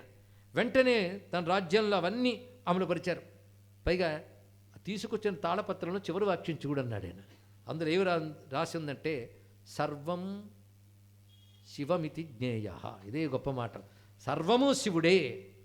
రెండవ వాక్యం రాజు వర్ధిల్లుగాక. అది మాట. ఈ రెండు ఇది చూడగానే పరవశించిపోయి నమస్కారం చేశాడు. ఈ సర్వం శివం అనే మాట గొప్ప విషయం అండి. ఇది సూత సంహితలో కొన్ని వేల అధ్యాయాలు, అంటే వేల శ్లోకాలు, 100 అధ్యాయాలు కూడా అయిపోయిన తర్వాత చిట్ట చివరికి సూత పౌరాణుడు కూడా మాట అంటాడు. సమస్త ఉపనిషత్ సార్ ఒక్క వాక్యంలో చెప్తున్నాం, సర్వం శివమితి జ్ఞేయ. ఇదొక్కటే. సర్వము సర్వం శివ సర్వమితి జ్ఞేయ. శివ సర్వం ఇది జ్ఞేయ. శివుడే సర్వము. అదొక్కటే తెలుసుకో. ఇదొక్కటే మహావాక్యం అంట. అరే ఇదొక్కటే. ఇది ఎప్పుడు చెప్పారు మీరు? 100 అధ్యాయాలు 1000 వాక్యాలు అయ్యాక చివరికి చెప్పారు. ఇదే మొదలు చెప్పుంటే ఇంత ఉపన్యాసం అక్కర్లేదు కదా అన్నాడు శిష్యులు. అదొక్కటి అర్థం కావడానికి ఇన్ని మాటలు చెప్పాలి నాయన అన్నాడు. కనుక మొత్తం సారం ఏంటంటే అంతటా శివుని చూడగలిగే అనుభూతి రావాలి. అదే బ్రహ్మానుభూతి. దాన్నే సర్వం బ్రహ్మమయం, సర్వం బ్రహ్మ అనే మాట అక్కడే తెలుస్తున్నది. అందుకే ఈశావాస్యమిదం సర్వం. ఆ వాక్యం అందరూ చివరికి ప్రతిష్ఠింపబడుతూ చూపించారు ఇక్కడ. ఇలా మాట్లాడగానే వెంటనే రాజు చాలా సంతోషించి, ఇంకా విభూతి మతమే వ్యాపించిపోయిందని అందరూ అనుకుంటున్నట్ట. అదొక పేరు. విభూతి మతం అంటే భస్మరుద్రాక్షలు ధరించే శివభక్తితో కూడినటువంటి మతం. అంటే విష్ణు మతం కాదు అనుకోవద్దు దయచేసి. ఎందుకంటే మొత్తం సెక్యులర్ పెరియ పురాణంలో ఎక్కడ శివేతర మతముల్ని తక్కువ చేయలేదు. సనాతన ధర్మానికి విరుద్ధ మతాన్ని ఖండించాడు, వేద విరుద్ధ మతాన్ని ఖండన జరిగిందే తప్ప విష్ణు మతాన్ని ఇక్కడ ఖండన చేయలేదు. పైగా మునిపే మనం చెప్పుకున్నాం, భస్మధారణ వేదజనితమైనది. అది శైవంది మాత్రమే కాదు, వేదముల యందు భస్మమాహాత్మ్యం చెప్పబడింది. దాన్ని శైవం స్వీకరించింది. కనుక భస్మధారణ వైష్ణవ సంప్రదాయంలో కూడా ఉన్నది. అలాగే ఆగమాల ప్రకారంగా ఊర్ధ్వ త్రిపుండ్రధారణలు 2 విధములుగా వైఖానస పాంచరాత్రములందు కనబడుతున్నాయి. అవి ఉత్కృష్టములే. ఆ ఆగమాన్ని అనుసరించే సంప్రదాయంలో వాళ్ళకి అవి కూడా ఉత్కృష్టములే. అది కూడా ఉత్తమ శాస్త్రముల నుంచి వచ్చాయి కనుక అవి ప్రమాణములే. మొత్తానికి ఖాళీ నుదురు లేకుండా వారి సంప్రదాయాన్ని అనుసరించి భస్మము, ఊర్ధ్వపుండ్రములు ఇవి ధరించడం సత్సంప్రదాయం. 2 యోగ్యములే. వేటి గొప్పతనం వాటిది. ఇది గ్రహించవలసింది. అందుకే సనాతన ధర్మం మొత్తం ఉద్ధరింపబడింది. దీన్ని చెప్తూనే మనకి ఆ దివ్యమైన సుందర క్షేత్రం, దాని పేరే సుందర క్షేత్రం అనాలండి. ఎందుకంటే శివుడు సుందరుడు అక్కడ, అమ్మవారు పరమసుందరి, కళ్ళ దగ్గరే కనబడుతుంది మీనాక్షి మాత. ఇంకా వాళ్ళ సోదరుడు నారాయణుడు, ఆయన సుందర విష్ణు, అక్కడ అలగర విష్ణు అంటారు. మొత్తం అందాల క్షేత్రం అండి సుందరేశ్వరం అంటే ఇక్కడ. దీన్ని బట్టి సనాతన ధర్మంలో అన్ని శాఖలు రక్షింపబడాలి. కనుక వీళ్ళు శివభక్తులు అయినప్పటికీ కూడాను ఇతర మతముల యందు, అంటే ఇతర వైదిక మతముల యందు భిన్నాభిప్రాయం కలిగిన వారు కారు. అది తెలుసుకోవాల్సిన ఉత్తమ భక్తి అంటే ఇది. ఉత్తమ శైవుడు ఎవరంటే విష్ణువులో కూడా శివుడిని చూడగలిగేవాడు ఉత్తమ శైవుడు. ఉత్తమ వైష్ణవుడు ఎవరంటే శివుల్లో కూడా విష్ణువుని దర్శించేవాడు ఉత్తమ వైష్ణవుడు. కొద్ది కాలం క్రితం ఒక వైష్ణవ శిఖామణి కనబడతాడు. విష్ణు మంత్రం చేస్తూ ఊర్ధ్వత్రిపుండ్రమును ధరించినటువంటి వైష్ణవ అగ్రగణ్యుడు కనబడితే పాదాలకు నమస్కారం చేయాలండి. ఆ పవిత్రత అలాంటిది. అతడు ఒక మాట అన్నాడు, ప్రతి దైవంలో ప్రతి చోట విష్ణువుని చూడమని గురువుగారు చెప్పారండి అన్నమాట. అదండి గొప్ప విషయం. అది గొప్ప సిద్ధాంతం. అదే ఇతన్ని కించపరచడం, తగ్గించడం, ఆ వెనకాల భజనలు చేస్తూ కొందరుండడం, ఇవన్నీ కూడా సనాతన ధర్మానికి విఘాతమే. కానీ ఇక్కడ గమనించవలసింది, మొత్తానికి మళ్ళీ సనాతన ధర్మాన్ని ప్రతిష్ఠ చేశాడు ఆయన. ఈ విధంగా అక్కడ సుప్రతిష్ఠితం చేసి చాలా కాలం అక్కడే ఉంటూ ఆ రాజు యొక్క మర్యాదలు అందుకుంటూ దగ్గరుండి రాజు చేత మళ్ళీ సనాతన ధర్మ పునరుద్ధరణ జరిగేటట్టు చేసిన మహానుభావుడు జ్ఞాన సంబంధుడు. అంతేకాదు అక్కడి నుంచి రాజుతో పాటు కలిసి వెళ్ళి కొన్ని క్షేత్రముల దర్శనం చేసేవారు. ఆ వెళుతూ ఉండగా కొన్ని చోట్ల భగవంతుని స్వరూపాలు వర్ణిస్తూ క్రమంగా ఒక చోట వచ్చేటప్పటికల్లా వటవృక్ష మూలంలో ఋషులకు మౌనంగా జ్ఞానోపదేశం చేసినటువంటి దక్షిణామూర్తికి నమస్కారం చేసి, ఈ దక్షిణామూర్తి నాకు అనుజ్ఞ ఇచ్చాడు, ఇంకా ఇక్కడి నుంచి నేను బయలుదేరాలి, మీరు సమ్మతించాలి అని రాజుకి రాణికి చెప్పి, వారి మర్యాదపూర్వకమైనటువంటి ఆదరణతో అక్కడి నుంచి బయలుదేరి క్రమంగా కొన్ని క్షేత్రములు వెళ్తున్నాడు. అందులో తిరుప్పరంకుండ్రం, అక్కడే సుబ్రహ్మణ్య స్వామి కూడా ఉంటాడు. అప్పనూర్, తిరుపత్తూర్, పూవనం, చూళియాల్, కృత్తాళం, ఇందులో చాలా పేర్లు గుర్తొస్తూ ఉంటాయి మీకు. నెల్వేలి, రామేశ్వరం. ఈ రామేశ్వరం ప్రస్తావన కూడా ఇక్కడికి వచ్చింది. నేను వాగీశ్వరి క్షేత్రంలో కూడా దర్శనాల్లో వచ్చింది. అంటే ఇది ఎప్పటి కథో, సెక్యులర్ రచించినప్పటికీ కథ ఉన్నా పూర్వపు కథనే ఆయన రచించాడని చెప్పుకున్నా. ఏనాటి కథో. రామేశ్వరం చూసి అక్కడ మాట అంటాడు కూడా, శ్రీరామచంద్రమూర్తి ఆరాధించిన ఈశ్వరుని అక్కడ కొలుచుకుని అక్కడి నుంచి క్రమంగా బయలుదేరి వెళ్తూ కావేరీ ప్రాంతంలో ఉన్న చోళ దేశానికి వెళ్ళాలి అని నిశ్చయించుకున్నాడు. ఇంతవరకు పాండ్య దేశం అయిపోయింది, కావేరీ తీరంలో చోళ దేశానికి వెళ్ళాలని నిర్ణయించుకున్నాడు. బయలుదేరి వెళుతున్నాడు. ఆ కావేరీ అనేది పొంగుల మీద ఉందిట, పడవ కట్టడమే కష్టం అంటున్నారు అక్కడ పడవవారు. తర్వాత జ్ఞాన సంబంధుడు ఏం చేశాడు, శివుని అనుగ్రహం ఎలా పొందాడో రేపు తెలుసుకుందాం. సర్వం శ్రీ విశ్వేశ్వర చరణారవిందార్పణమస్తు. త్రయస్త్రింశత్కోటి దేవతా సహిత గంగాన్న పున్నాంబికా విశాలాక్షి భవానీ సమేత శ్రీ కాశీ విశ్వేశ్వర స్వామికి